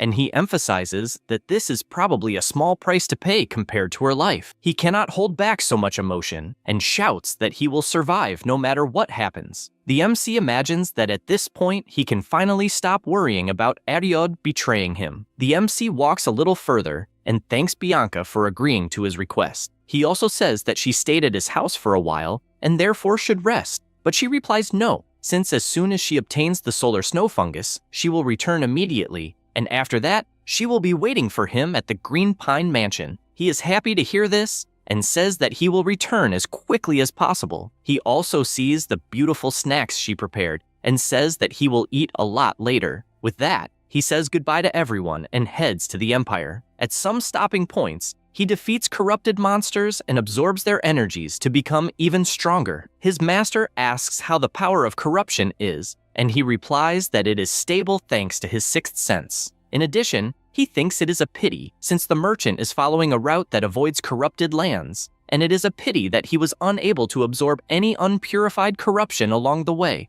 At that moment, the girl who was eating drops the apple on the ground, and Cream senses something, suggesting that something appeared to stop the carriage. Several bandits capture the girl, and they are excited to see that she is a beautiful girl. Fluker starts crying, thinking it is a damn shame that he could not sense the presence of the bandits, and cannot believe he will die in such a stupid way. However, in the very next second, a slash appears, finishing off a bunch of bandits in the same instant. The MC appears, and one of them shouts for everyone to advance. His henchmen immediately obey, and they even ask what a little boy will do now that he can no longer rely on his weapon. The MC draws his sword once more, and, with absurd speed, takes the lives of them one by one with extreme ease until only the last bandit remains. Brock gets irritated and attacks to kill, but Crash manages to block, and the bandit attacks with greater speed, yet cannot understand how all his strikes are being blocked. Annoyed, he says that cheap tricks will not work, and the MC asks if that is really so, since he wanted to keep dealing with it without even using the sixth sense. Brock decides to use his secret technique, which will shatter the boy's sword and body with a single attack. As he attacks, he uses the Phantom Battle Axe, changing the direction of the strike almost instantaneously. The MC is startled by this sudden change, and instinctively activates his ability Ignis to block the blow, then asks whether he might be a disciple of the Assassin Dog, since he recognized the technique. The Assassin Dog is Berkman, an assassin who became a servant of the corrupter of the world alongside the white demon Bianca. He was destined to infiltrate Starden later to kill many people, but ended up being defeated by Charlotte. The MC continues the fight without understanding what is going on, because he remembers that in his past life, thanks to this event, Charlotte became famous throughout the Empire all at once, but it is still not the time for him to infiltrate the Empire. That said, he advances with everything he has, and, with a single strike, puts an end to the bandit, still wondering if it is not too early for his appearance. He feels a bad premonition about this, and asks them to quickly take the Golden Dragon Herb so they can get out of that place. After some time, they arrive in Salon, the Imperial captain. He goes to the place where tournament registrations are done, and at the reception, there are many people. Cicely, who is the fourth princess of the Empire, is impressed by the number of people present and says that there are many rough diamonds to be polished and that she will take them all to the academy. Her servant says that this does not suit her, since His Majesty would be foaming at the mouth if he heard that. The girl asks them not to speak about her father and the hallucinations he has. This girl is the youngest daughter of the Emperor. At 7 years old, she had a brilliant mind capable of solving difficult mathematical problems. The teacher asked her to rewrite imperial history since they needed to report her talent to His Majesty. Cicely imagined becoming an imperial candidate and believes that if someone with a fragile constitution like hers were to get involved in the struggle for the throne, she would certainly be killed. For this reason, she throws the papers onto herself, since she needs to make everyone around her give up on her or she will not survive. From that moment on, Sisley used her brilliant mind to the fullest, playing the role of a completely unrestrained daughter. Eventually, even those who had praised her intelligence began to give up on her for being unsuitable for the imperial candidacy. Lena reflects that she has observed the princess for a long time, so she knows that her actions are nothing more than an act. But she noticed that lately, she seems to have exaggerated a bit. The girl, on the other hand, asks to look down, and upon seeing the MC, comments that the boy has a dark aura, along with narrow eyes and a pet crow. Cream notices this gaze, and the princess continues analyzing him, since he looks like a villain no matter how one looks at him, and believes that perhaps he is a Valheim, who is the arch-enemy of the Empire. The servant says that he certainly seems suspicious, but she would not believe that someone from the Valheim family would appear there. Sisley tells her not to underestimate her intuition, and jumps from the top of the hall, since she wants to check up close. She starts to run until she feels something strange on her foot, and begins to fall, realizing immediately that it is telekinesis. However, the MC catches her before she falls, and calls her a troublesome little girl, telling her to watch where she walks. He says this, and continues walking. Sisley finds it even more interesting, since the calm way the boy spoke and his attitude are those of someone who definitely knows who she is. Cream comments that it was very lucky to meet the princess, but Crash disagrees, since he would rather not get involved with her. With everything resolved, he signs up for the tournament and decides it is time to find an inn. However, everywhere he goes is unavailable, and he concludes that he will have to sleep on the street that day. At that moment, someone calls out to him. It is an old woman asking if he will participate in the tournament and saying that if he has nowhere to stay, he can lodge at her house. He looks closely at the woman, and the crow says that it is obviously suspicious as hell, but the MC does not care at all and thanks her for the offer. Cream asks if it is some kind of joke and whether his mother did not teach him that he should not serve strangers. He reinforces that he slept on the street his entire past life and is tired of that. The crow sighs deeply and concludes that that regressor is annoying as hell. Already at the old woman's house, she says that he can use the back room on the second floor and will even prepare dinner. He thanks her and believes he was very lucky since he has a place to sleep. However, this does not last long, as Sisley was waiting for him. He cannot believe it, and the crow shouts that it was obviously a trap. He knows he will be in trouble if he is discovered, and therefore believes he should just ignore her. However, she approaches and asks why he is ignoring her, since a cute girl is trying to talk, and asks if perhaps he has another type of preference. He gets irritated by this insinuation, remembering Darling's tastes, and replies that she is not his type, since there are many people more beautiful than her in that world. Sisley asks him to name one, but he walks away, since he has no obligation to answer. In any case, she keeps following him, and this irritates him. She continues insisting that they drink together, since she wants to know more about him, but the MC simply refuses because he is not in the mood. This leaves Sisley irritated to the point of saying that he is aware that she is a princess and still acts that way. In addition, she calls him a crad of the kingdom of Starlon. The MC is startled by this, since the girl figured out where he is from just from that brief conversation. He is aware that if he says anything, he could be exposed as a Valheim, and, because of that, says he does not know what she is talking about, and even that a child should finish dinner to go to sleep soon. She gets furious, questioning who he is calling a child. Lena approaches and asks if the boy is really from the Starlin region. The girl confirms and says that even though the language is the same as the Empire, the Starlon region has its own intonation, and the accent is definitely similar to the Empire's, but the essence cannot be changed. The bodyguard is surprised, since such a subtle difference is something only the princess could notice.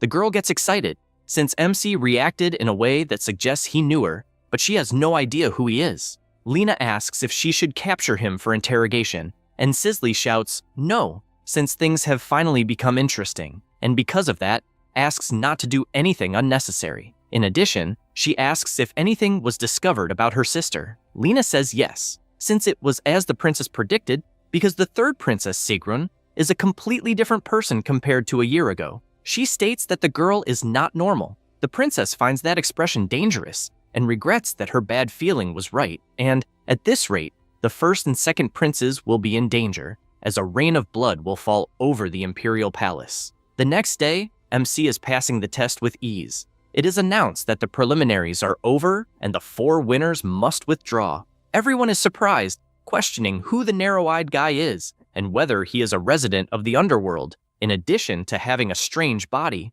MC is annoyed since the princess's expression has been bothering him since last night, as the girl can extract some kind of information even in a short conversation. However, he is relieved anyway, since this did not affect the preliminaries. This stage consists of teams of 100 people, and only the 4 best survivors advance to the final. Crash reflects that there were only amateurs, and, obviously, the overwhelming difference in power would not be a problem. At this moment, a guy laughs and comments on the suspicious body and, because of that, asks if MC is, by any chance, from the famous family of assassins, the Night Crows. He reflects on this, since this family is a group of assassins that are not from the Empire. They are feared as the most dangerous force in the underworld, and ended up becoming one of the factors in the fall of the Empire. He is aware that he does not know many details, since he is not from the Empire, but he has never heard of anyone from this family entering the academy, and because of that, says he is mistaken, as he is not from the Night Crows. The boy asks him to calm down, since he has no idea if someone is after him and only wanted to get along with some colleagues from the underworld, and, right after, says goodbye, saying it is a pleasure to meet someone from the Night Crows. MC thinks about what the boy said about someone being after him, and the crow decides to see what is going on. Because of that, he flies toward the boy and uses his mind control, making him walk back to MC. He does not quite understand what is going on, and Krim explains that it is just mind control. MC takes the opportunity to ask what happened to the Night Crows. The boy answers that they entered a crisis of destruction recently, and that this was by order of their new master, which led to their destruction. MC, intrigued, asks who the new master is. He answers that it is the second prince of the Ephania Empire, Sisley's brother. Because of that, he asks if it is really that person and what the problem is. The boy says that the Night Crows are a trap that the Empire prepared for the nobles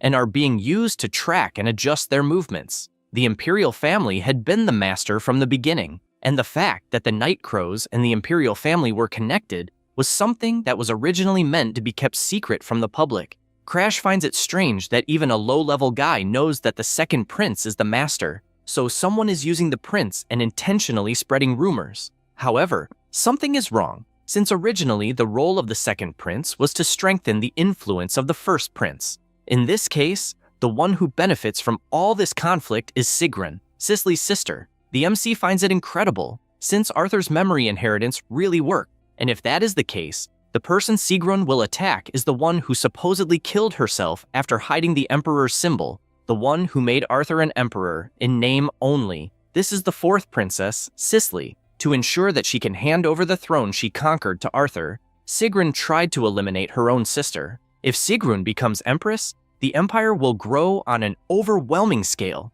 and to prevent the end of the world, he needs to intervene in this plan. For the sake of the world, he has decided that he will steal Sigrun's ability, and because of that, he asks his master for help. And the crow says that a returnee would normally act only based on information, but since he decided to lend his power, then he will help. In addition, he questions what they will do with the boy. The MC tells them to leave him standing there, since he has already served his purpose. Krim then decides to turn him into one of his servants, and, still using mind control, orders him to leave. The MC believes that the time has come to use their appearance, and they will meet the real Night Crow, who is hiding in the finals. This assassin in question asks another what the MC's name was, since, as he managed to impress a member of the Night Crows, he will have to teach him a lesson. Back at the tournament, in the main event, the MC wins another fight, and it is announced that Crash is the winner of match 32. Everyone in the audience starts shouting, "Night Crow," and he realizes that everyone is completely convinced that he himself belongs to that family. In addition, he also notices that the brat is watching, even after being warned. That is because, on the night after the end of the preliminaries, he was with her, and the princess comments that she heard he destroyed the preliminaries and feels disappointed, since he really only looks like a child, but she does not know the reason for that worried expression on his face. However, she is startled the moment the MC says that she has a strange life. Sisley asks if something happened, and he tells her to just protect herself. She says that the next day will be the main event, so she will not even sleep, and something must have happened while she was not looking, and she has no idea where he got the information. Because of that, She asks if they can really trust the royal spy hired by the bodyguard. Lena says that, as a precaution, she will check again. The MC looks at her once more and believes that if she appeared in the arena even after being warned, then she realized her sister's terrible plan. With that said, he tells Krim that he wants to see the real Night Crow appear. After returning inside, the assassin appears, asking if it is fun pretending to be a Night Crow. The MC feels that he has seen that before and admits that he did not expect them to appear so soon. The boy draws his daggers and charges forward. Crash begins dodging all the attacks until he grabs his arms. However, a skeleton begins to emerge from the assassin's arm to attack, but it is useless, since with just one kick, the MC destroys those bones and also lands a headbutt that breaks the boy's teeth. He warns that it is useless, since forbidden arts that use the power of world corruption do not work on him, and calls him Evelask. The assassin cannot believe how his true identity was revealed so easily. MC says that he is aware that Sirgun has his heart in her hands, and therefore asks to make a deal, since with his ability, he will be able to take his heart back, and because of that, wants her to tell everything about the princess's plan. After all, he already knows that the corruptor known as Night Crow is the necromancer Evelask. Having had her heart stolen and being kept captive by the Empire for 1,000 years, she is a corruptor. One day, Arthur said that she could be useful, but the Blue generation does not like corruptors. They only knew that she was the only necromancer in the world. Corpses do not leak information, even if the assassin's mission fails. And a necromancer who commands corpses is excellent, especially in a family famous for assassinations. MC arrives kicking the door, since before his regression, the Night Crows were eliminated before he knew their identity. But now, he will have the girl to extract information. She falls into despair since she was found so quickly, and MC, with his hand on her face, tells her to calm down. But Evelask screams, wanting to know what he will do with her heart. He says that first he will show the ability he possesses. He uses his Black Hood magic to unlock the girl's conditions, and knows that with so many conditions, a direct approach would be difficult. Therefore, he asks if she fully trusts him with all her heart, since he can take it immediately. She begins to cry and screams that she trusts him. He says that he does not just want to hear words, since he needs to see trust. He asks if she is perhaps tired of her current life, since if she recovers her heart, she will be able to stay lazily in her room all the time, letting the corpses do the work. But if she cannot recover her heart, she will have to obey the royal family for the rest of her life. She becomes desperate since she no longer wants this job and, crying, says that she has already worked for more than 1,000 years and, because of that, wants help. He reveals that she has no other choice but to trust him and asks her to offer her heart in exchange for her truest desire. Evelask continues begging since she wants to live peacefully, just playing and slacking off every day, and because of that, asks him to take her heart. MC liked those words, and because of that, now she is free. He tells her to keep the promise she made. After all, it is a trade, and guarantees that he will return it when he is finished. She laments since she does not want to work, but he wastes no time and asks what Sirgun is planning. She asks if he knows Sarah, who is known as Lena and is the swordswoman bodyguard of the 4th princess. In short, they were going to kill that girl. It was ordered to use her corpse to put an end to Cicely. The swordswoman cannot believe how she was defeated, especially by Demelia. The girl tells her to be grateful since she died for the Empire. Saying this, she drives the spear even deeper and even calls the girl Sword of Madness. Then she tells Evelask's puppet to remember that it is an order from the princess and orders it to manipulate the corpse so that it kills Cicely Ephania. She imagines that it has already been a year since she returned to the past and wants to know if Arthur is watching, since she and Sigrun are doing everything for him because she misses him. One day before the destruction, on the first Saturday after the regression, at 1 p.m, Arthur says that they will meet in front of the Statue of Peace. She had been so happy that she almost jumped with joy when she heard that promise, and, after the regression, went to the place. But Arthur never appeared. They do not understand where the hell Arthur is, and it has already been a year since they waited for him. She wants to believe his words, but first, she needs to recover her former strength. She knows that she needs to work more to ensure that the mission is a success. Suddenly, she tells the puppet to wait and asks about MC, whether it happens to have his corpse. It replies that yes, and she says that it did a good job, although it is not to have strange ideas, since even if Sigrun is not there, it should remember that it has her heart in its possession. The puppet replies that it is aware and, once again, leaves. Demelia thinks it is outrageous that she is hiding such a cute boy and that it is almost a waste that MC is a corpse. The next day, Crash prepares for the fight and cannot believe that he will face the commoner Pilly in the end. On the outside, he gives a very common impression, since he is a pure boy who dreams of world peace. But in reality, he has the potential to enter the blue generation. The boy says he is sure that the MC does not want to be an assassin, and since they reached the finals, he says their entry is guaranteed, so he can stop being a nightbody and have a normal life. Because of that, he tells him to stop being an assassin, since he seems to be a kind comrade. The MC listens to all of this and reinforces even more that the boy is truly gentle. However, he gives a warning, since clinging to hope will not allow him to overcome despair. Pilly laments being rejected, and after the judge starts the match, the boy uses the 10 steps of heaven to attack. But Crash, knowing what kind of attack it is, defends his back without even looking behind. Pilly cannot believe his feint was read, since it is as if the MC completely understands his swordsmanship. Crash imagines that the boy's expression is as if he had seen a ghost, but technically he is one, since he once took his own life. He knows that boy grew up in a region that snows all year round and developed various techniques, and, before the regression, he knew him better than anyone. The MC knows that by combining his experience with his sixth sense. Even if he moves slower than his opponent, his sword will strike first. Because of that, he tells Pilly to become stronger and lands a direct hit that was enough to win the match. Before leaving, Pilly asks if they will meet again somewhere. The MC remembers their past, when the boy said he would try even harder, since the curse had been removed from his body, ensuring that he would protect that world. The MC knows that was the first time he heard a thank you, and because of that,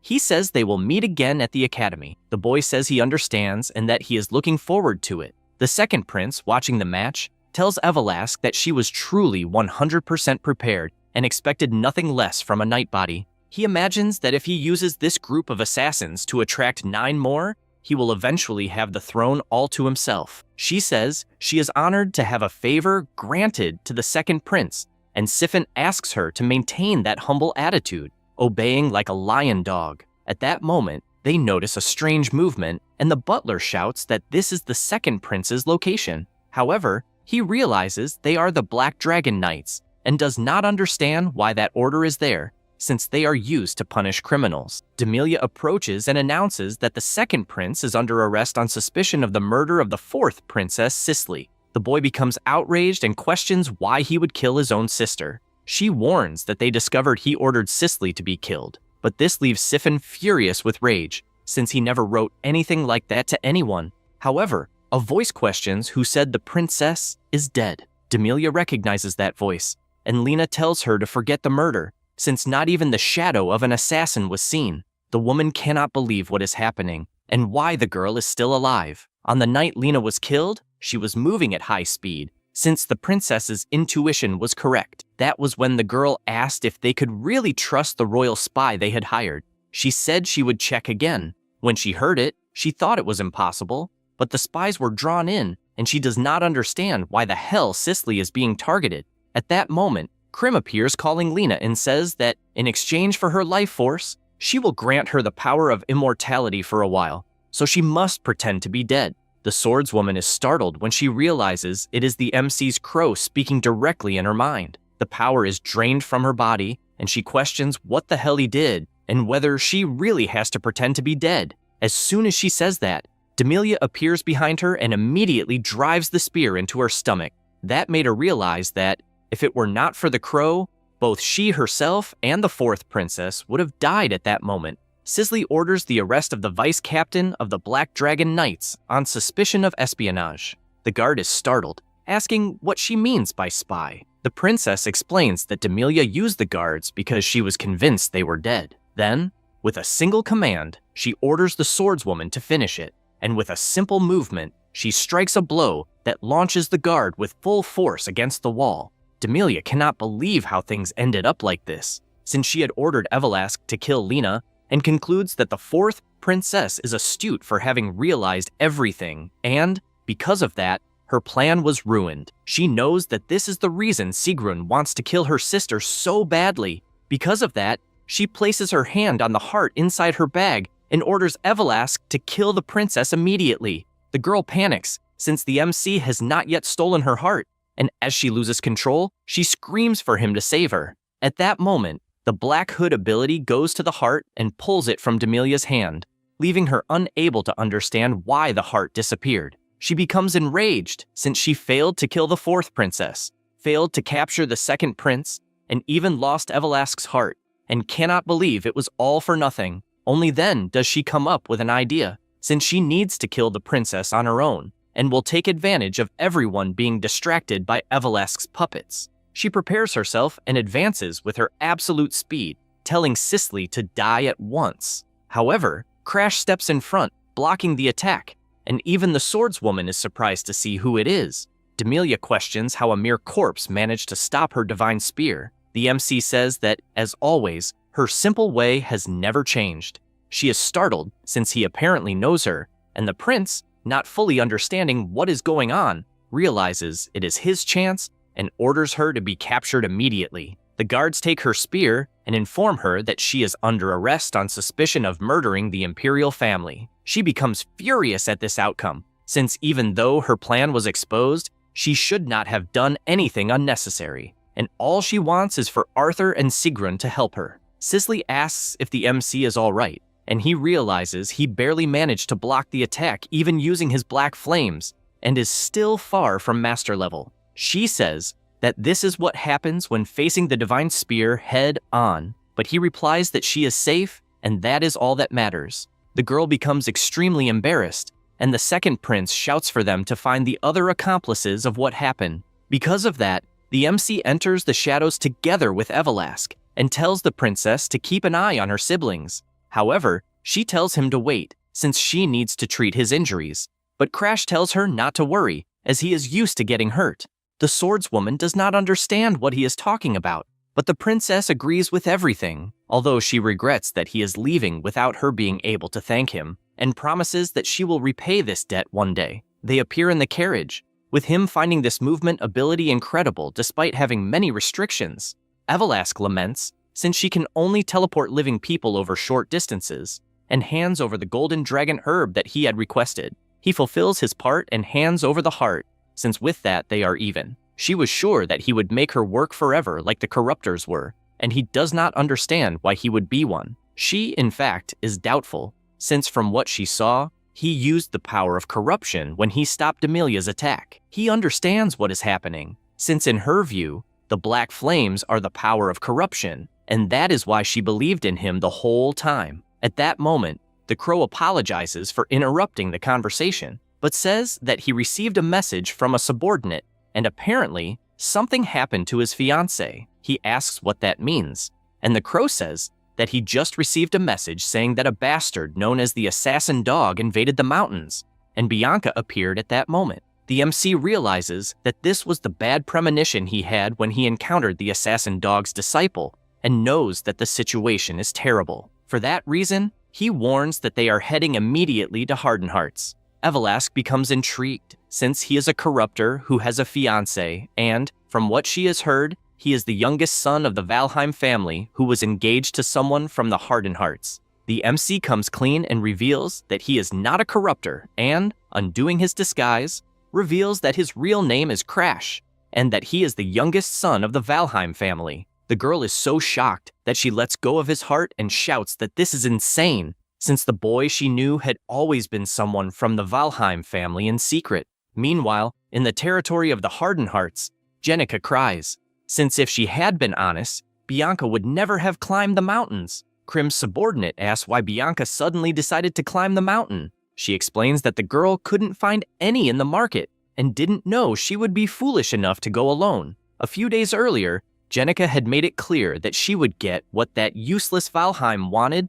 and because of that, her sister could return home. Bianca looks back and says that Crash is not useless at all. Besides, she didn't ask her to follow, since she only wanted a search party. The girl says it doesn't matter, since she is determined to complete this mission because she wants her to return immediately. Bianca says she understands and comments that her sister has hated her since the beginning, since she believes their mother died because of her, and says she will return home as soon as she finds the fungus. Jenica does not accept this, since she didn't want things to end like this. At that moment, the assassin hound appears asking if he can join them. They look back in shock, since someone with a terrifying aura appeared out of nowhere. She tries to understand who the man is, and the guards tell the girls to run, but the assassin hound kills them for getting in the way. Bianca pulls her sister through the snow until they manage to hide.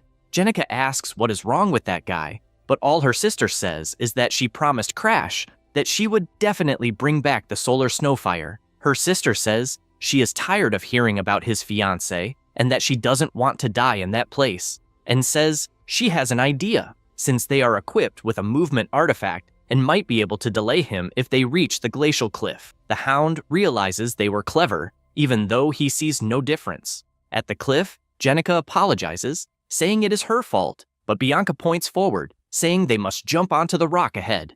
Her sister says that if they miss, they will die, but Bianca says they will die anyway if they don't jump. At that moment, the assassin appears telling them to step back and, without thinking twice, Bianca grabs her sister's arm and the two jump off the cliff. He is confused, wondering if they are trying to kill themselves, until he realizes that, in the end, there is a rock to land on and finds it amusing, since he also wants to play. Bianca tells her to trust her and, at the same instant, throws herself at the hound so the two fall down the cliff, since that is the only way her sister would be safe. Jenica remembers all of this and, crying, says that was the last time she saw her. Then, a group was dispatched to the place to find her alive, but they were unsuccessful. She feels guilty, since if she hadn't suggested the cliff area, none of this would have happened, and if she had been honest from the beginning, they would be safe in the mansion. The boy says he is sure that Bianca is safe somewhere. She tells him to stop saying nonsense,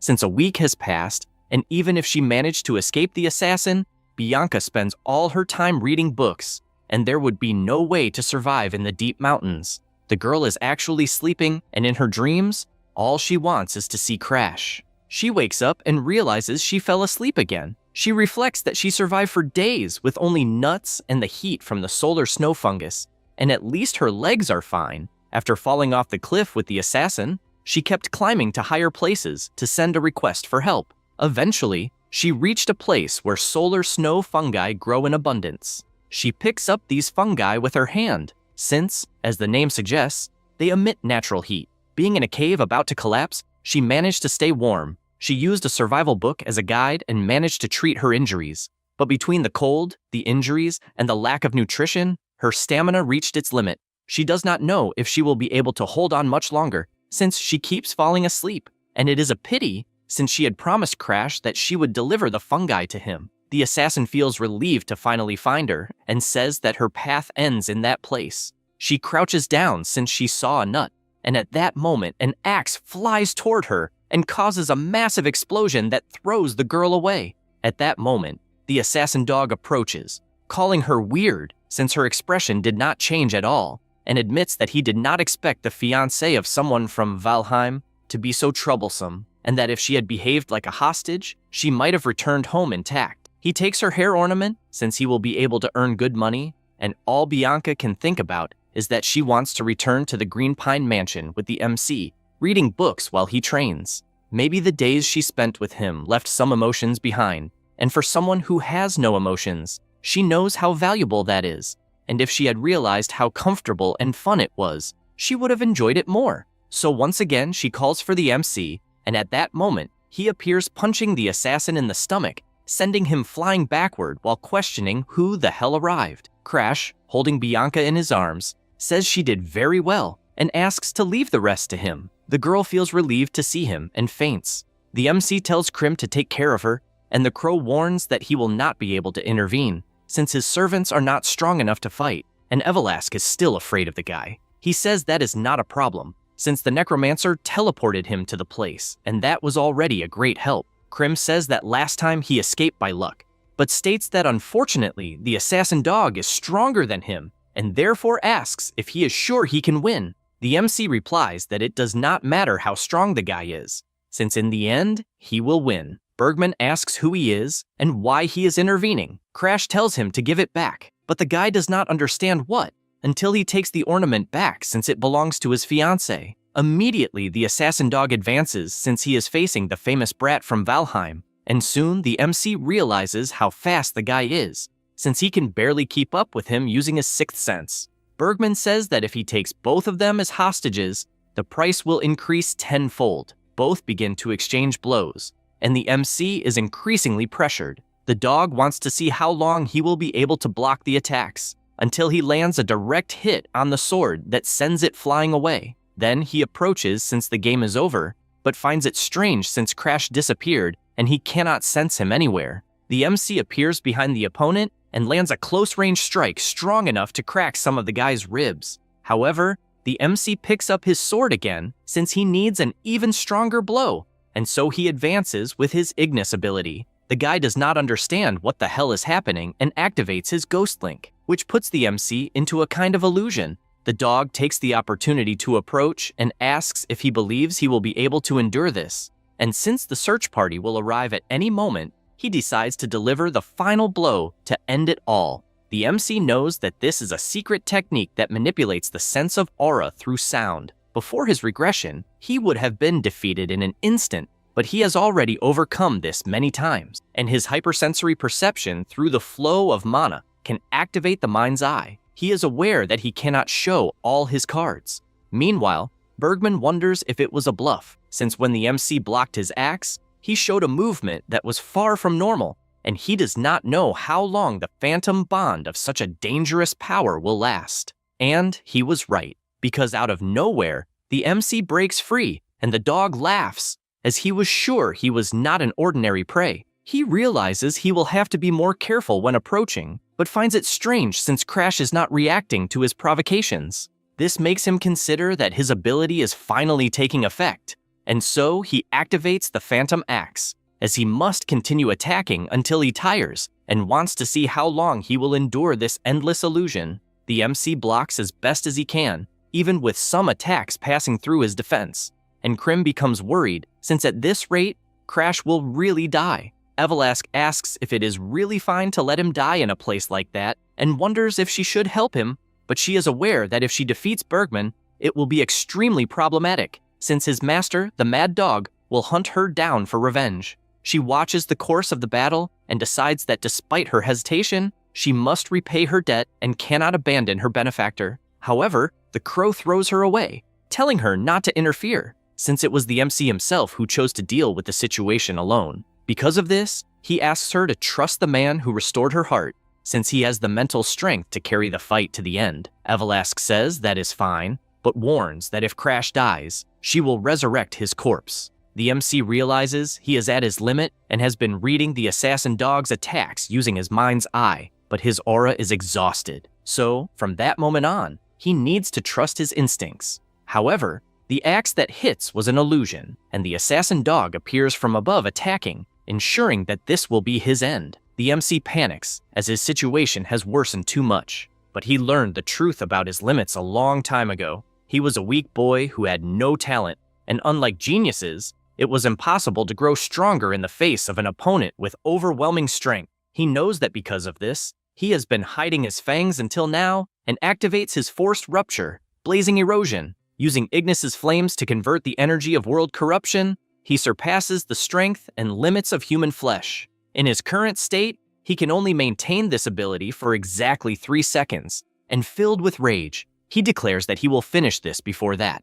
Bergman panics as he cannot follow the strike with his eyes alone, and knowing he will die, he activates his illusory scream. Crash thinks this is annoying, as he aimed for his neck, but the sound blurred his vision and disrupted his aim. The assassin dog realizes the blow landed on his shoulder and, because of that, activates his technique and attacks once more to end the fight. The MC sees the attack and knows his mind's eye tells everything, as the effects of blazing erosion are fading and his head is about to be cut off by the man's claws. Immediately, he activates his black hood, as he will not die in a place like that, even in his dreams. And because of that, his arm gets cut off. However, the mouth on his hand is still moving, just like his mind's eye. The crow is soon surprised when he sees what it is about, because in that state, the MC's concentration reached the domain of fusion with the world, and all the senses of his body went to the maximum level, reaching an absolute state. At that moment, the dog realizes he has lost, and in the next instant has his body cut by a colossal attack from Crash, which split his body in half. Krim is shocked when he sees the result of the battle, since the MC is extremely injured, because the strong defeat their enemies without a scratch. But for the weak to overcome the strong requires a great sacrifice. The crow approaches and asks if he is satisfied. He laughs, and falling into the snow, says he is far from satisfied. Krim then asks them to return, and Evelask, using her teleportation, takes everyone home. Now, an event in the past life, before the regression, Bianca says that if she could express her emotions, the world would not seem so gray. Crash listens quietly, and she asks what would be worse, having emotions or having none, and comments that, in any case, he would not care if she died. After all, they are practically strangers now. He says the family decided this on their own, because the head of the Hardened Hearts simply lost his mind one day and beat his entire family to death before taking his own life, and Bianca was the only survivor, saved by the second daughter, Jenica. In response to the tragedy, the Valheim house considered the marriage alliance worthless and unilaterally broke the engagement between Crash and Bianca. Thus, that meeting was arranged only so they could say their final goodbye. The MC says he is aware that they will not see each other again and asks her to consider what he is about to do as a warning, since he will not be by her side if she gives up on living. With that, he uses his ability to remove the curse from her body. After absorbing everything, he knows that a simple doll will be neutralized instantly, and therefore asks how she feels. Because on that day, Bianca was freed from the snow doll curse for the first time, and, with her entire body distorted, she simply says that the world is truly cruel. At the same time that she regained her lost emotions, she also became a monster. 3 years after that event, in the territory of the Hardened Hearts, the soldiers question how long the war will last. The commander explains that all of this happened because the second prince of the empire sought asylum in Hardened Hearts. The prince possesses information that could shake the very foundations of the empire, and that is how the war began. He says that the White Phantom killed the Poison King out of revenge and isolated himself in the ice pavilion of the Northern Sea. An explosion occurs at the site, and the MC on top of the hill questions what the soldiers of Starlan are doing, since they are responsible for the supply depot, and does not understand how they can be so careless. At that moment, the soldiers appear shouting for everyone to stay alert, since Crash is a member of the Blue Generation. He begins to flee, since he used too much of his curse, to the point that not even a saint could heal him, until he reaches the destroyed castle, unable to believe that he has no choice but to ask Bianca for help. He starts knocking on the door, asking her to open it, until a glow appears from inside, and several ice arrows fly toward the soldiers, finishing them one by one. She says it has been a long time since she last saw him, and, with a sword in her chest, asks if he is okay. The MC cannot believe what he is seeing, and asks if, by any chance, the wound was caused by the son of the Poison King. She simply asks if he remembers what she asked before, about having emotions or not, and which would be more painful. Then she explains that on the day of her family's incident, Jenica said she never truly hated her from the bottom of her heart, and that she only hates herself for hating Bianca, and that she is a child who did not deserve to be hated. Bianca heard all of this, and, at that time, it was as if she had no emotions and did not understand what they meant by a contradictory feeling. Because of that, even when the family fell apart, she felt nothing, but at that moment, she knows what emotions are, and finally understood their words, and her sister truly loved her. She cried a lot, since she wished her emotions had awakened earlier, and maybe she could have shared the sadness she went through with her family, that, perhaps, could have allowed her to stay together with the MC. After these memories, the MC wakes up, since he had that dream, and, calling out to Bianca, the girl appears, grabbing his arm, as he is finally awakened. He wonders if that place is Hardened Hearts, but she asks about his arm, if it still hurts. Meanwhile, Crash's concern is why the hell she climbed the mountain alone, since if it weren't for Krim talking about what happened, he wouldn't have arrived in time. She becomes confused about what to answer, and says she just wanted to give the solar snow fungus. He takes a deep breath, takes something from his pocket, and hands her her hair ornament. He also apologizes, since he couldn't wrap it very well, and with a smile, says that he can finally prepare the elixir. She sees all of this and just thinks that she has no emotions, and even with him risking his life to save her, she cannot feel joy, nor anger, and much less sadness. She reveals that she feels frustrated to the point she can't stand it, and doesn't want to stay like this all the time, since she wants to smile with him, and also wants to cry. And when he is angry, she also wants to feel angry together. Having said that, she says she would hate for his emotions to disappear along with hers, and that if he can no longer smile, then she doesn't want that either. The MC tells her not to worry, since the effect of the curse is reduced by half for anyone who is the target. She holds his hand and says that if that is the case, then she asks him, please, to bring her emotions back.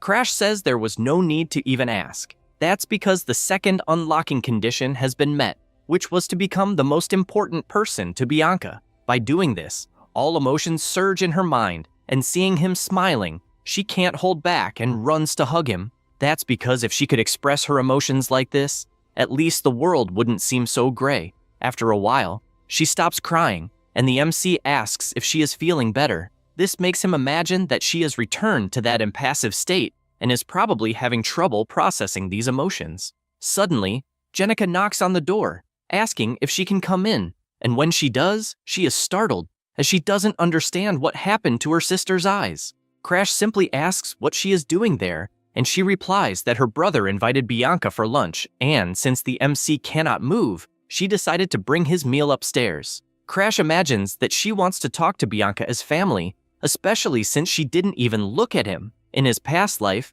Jenica apologized to Bianca, and he wonders if she will do the same. Because of that, he gets his fiance's attention and says that if Jenica tries to change her attitude, she shouldn't feel the need to forgive her, since if she doesn't like it, she should just ignore it, and when everything is over, they will return to the mansion together. Bianca hears this, shakes her head from side to side, and opens a smile, saying that she is very happy now. The MC says goodbye to her, and, after everyone leaves the room, he tells Evelask to lend an ear for a moment, since he wants to hear what the family wants with Bianca. Even before hearing anything, he guarantees that if he hears something wrong, he will sink that house into the ground, and the crow warns that he is not in a position to worry about his fiancée, since he doesn't even have an arm, and asks if he can really steal his immortality in that state. MC asks not to get irritated, since an injury like that is nothing for a saint of the Holy Land, as she would heal it in the blink of an eye. One of the 4 nations, the Holy Land of Freeman. It is said that the saint there possesses a divine power granted by God, even capable of resurrecting the dead. Krim asks if he really believes his family would spend a fortune on someone useless like him. MC laughs, since it is true, and he has been thinking about replacing him with a better right-hand man. Krim is startled upon hearing that, and questions if that is the reason he recruited Evelask. He says yes, since if it is her, stitching the right arm of a dead man should be child's play. The crow cannot believe he wants to use the girl to the very last drop. He reflects that, in fact, it is just a coincidence, as he does not exactly plan to lose an arm, and says he plans to meet the demon of the sword. The crow is startled, since he knows who he is talking about, and questions if he really found his remains. That is because the demon of the sword was a legendary swordsman who once shook the world. He was a genius of quick draw and killed his enemies without them even seeing the sword. Krim shouts that he does not agree with this, since the swordsman was his masterpiece, and because of that, he will not let him lay his hands on him. MC warns that he needs to become stronger and therefore must recreate him, just as he recreated the demon of the sword. The crow tells him to be quiet, since that is exactly why he preferred that loser of the blind sword over him. MC simply says that he is aware that his master cares about all his subordinates. In addition, he knows that finding the weakness of Crimson Garden is quite simple. That is because this guy sees the world through the eyes of his subordinates, and that is why he unconsciously grows attached to them. Since he has the saint on his side, if he continues healing his subordinates while torturing them, he will end up revealing the location on his own.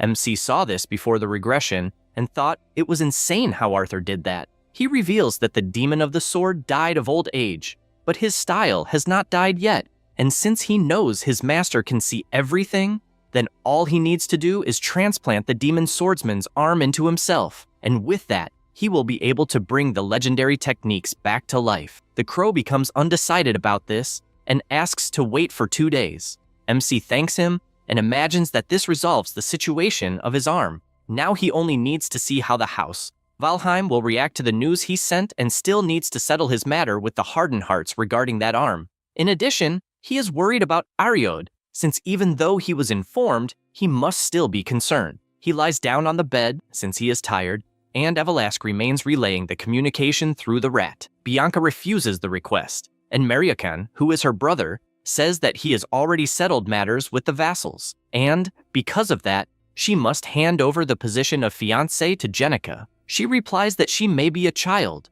but when there is something she wants, she will never let it go. Because of that, she assures that she will not give up her position as fiancé, and it is the only thing in the world she intends to protect. Her brother becomes enraged and questions how she can endure that position while being a discarded cursed doll. Jenica stands up, saying that he is going too far, and the boy simply says that he is stating the facts. Bianca says that she does not know exactly what her family has done for her and, in fact, does not care at all about what happens to the house, since none of them truly care about her. Because of that, she reveals her decision that even if she is expelled from the family or loses everything, she will stay by Crash's side. Her brother stands up furiously until MC appears apologizing for interrupting the conversation and says that he heard some things in the corridor that he could not ignore. Mariakan becomes concerned and says the boy is injured and therefore should be resting. But he says that there are 2 rumors spreading lately.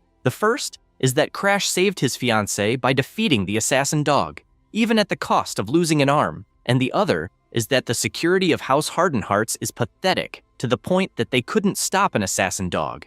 So with the Patriarch absent, he is sure they realized which rumor is more convincing. Mariakan feels cornered and asks what he wants. He says it's simple, as he only wants Bianca to do what he wants. The boy is surprised, as he initially thought his sister just wanted to leave the family and can't believe the 2 of them really formed a bond. Seeing no options, he accepts the proposal. The MC says he has one more thing and asks if the priest of Harden could heal his arm, since the results will be clear in 2 days, and that would be good for a priest's reputation. Mariakan doesn't understand what the hell he is planning, but decides to accept. At that moment, Jenica is shocked, calling her brother, since out of nowhere, Bianca completely changed her expression. Meanwhile, elsewhere, a man reads the report and, in an imposing manner, says the name Crash. 2 days later, in an open field in Hardened Hearts, the MC continues training and thinks it is harder than he expected. Combining the quick draw technique of the sword demon with his single strike ability requires terrifying concentration. He is trying with only one arm and realizes that the fact that he is an idiot hasn't changed. Even so, he is relieved that the curse of the snow doll worked. Thanks to that, the flow of the immersion poison was neutralized. Now, he possesses blazing erosion. By burning the energy of worldly corruption absorbed through the poison, it is possible to force the breaking of the body's physical limiters. However, everything has a price. The moment this ability ends, the user becomes incapacitated. He knows it is an absolute limit and cannot be used for long. If he could at least regulate the heat, he could extend its duration. He has cold energy, the yin energy of the moon, and smiling. This leads him to his next goal, which is the dark lunar physique of the Emperor of Flames. He is confident that once his arms are healed, he will steal that guy's curse. Sometime later, he goes to Evelask's house, and suddenly the door opens, and number 8, who is Evelask's servant, welcomes him and says her master is waiting. The MC observes those rabbit ears and thinks the interior is just as he remembered. The girl welcomes Crash, as everything is prepared for the transplant.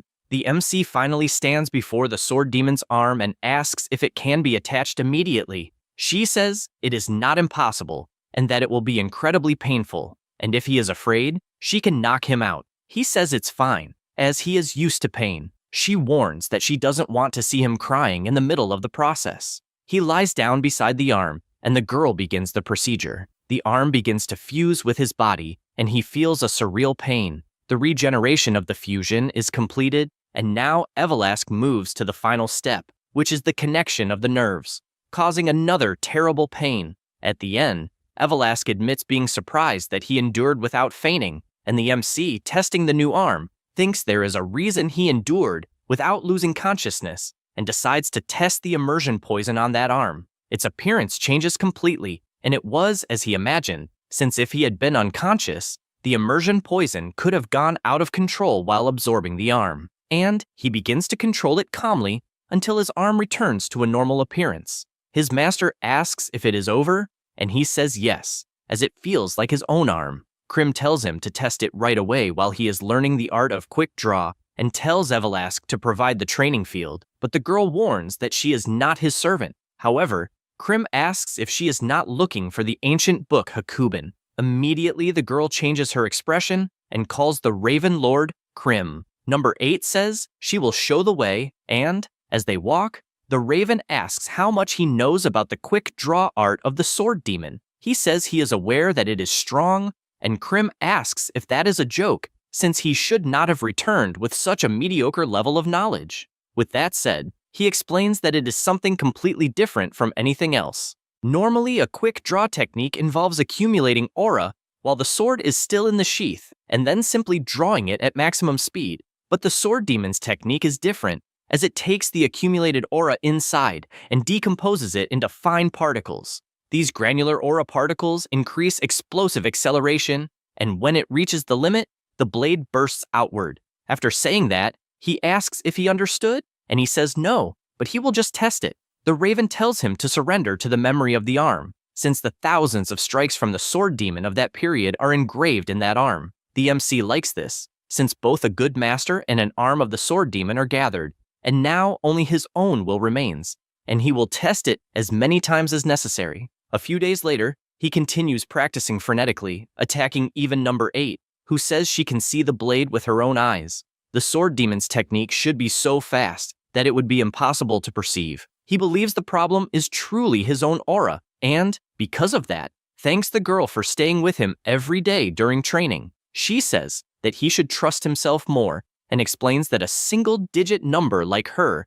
has the strength of a master-level fighter. He knows that the people he will one day need to protect are all master-level, but he still gives his thanks. Suddenly, Evelask appears, and the MC says he is returning to Valheim. The girl does not believe it, but he says she can go with him. However, she thinks there are too many frightening people in that family, and he imagines she might be talking about the 5 elders, since they would probably try to make her a slave. Knowing that, he asks if she would mind waiting at her house, and only asks that she keep an eye on someone called the King of Poisons so that he does not interfere with the hardened hearts. The girl is even more startled, since he is asking her to face the King of Poisons, one of the 10 great sovereigns. However, since it is only to protect the patriarch, she says she will manage somehow. The MC thanks her, and she simply sighs deeply, since he has no idea what she might ask of him one day. Number 8 asks if she is sure about this, and she says that normally she would have followed the boy, but if she stays with him for too long, she will feel as if she is in the company of her former companions. She also believes that the MC will one day become a very dangerous invader, but in the end, the reality is that she prefers to stay at home. However, one thing is certain, since if the MC gets into trouble, she will definitely be there to repay this favor. That's all, folks. If you enjoy the video, subscribe and hit the bell. Thanks.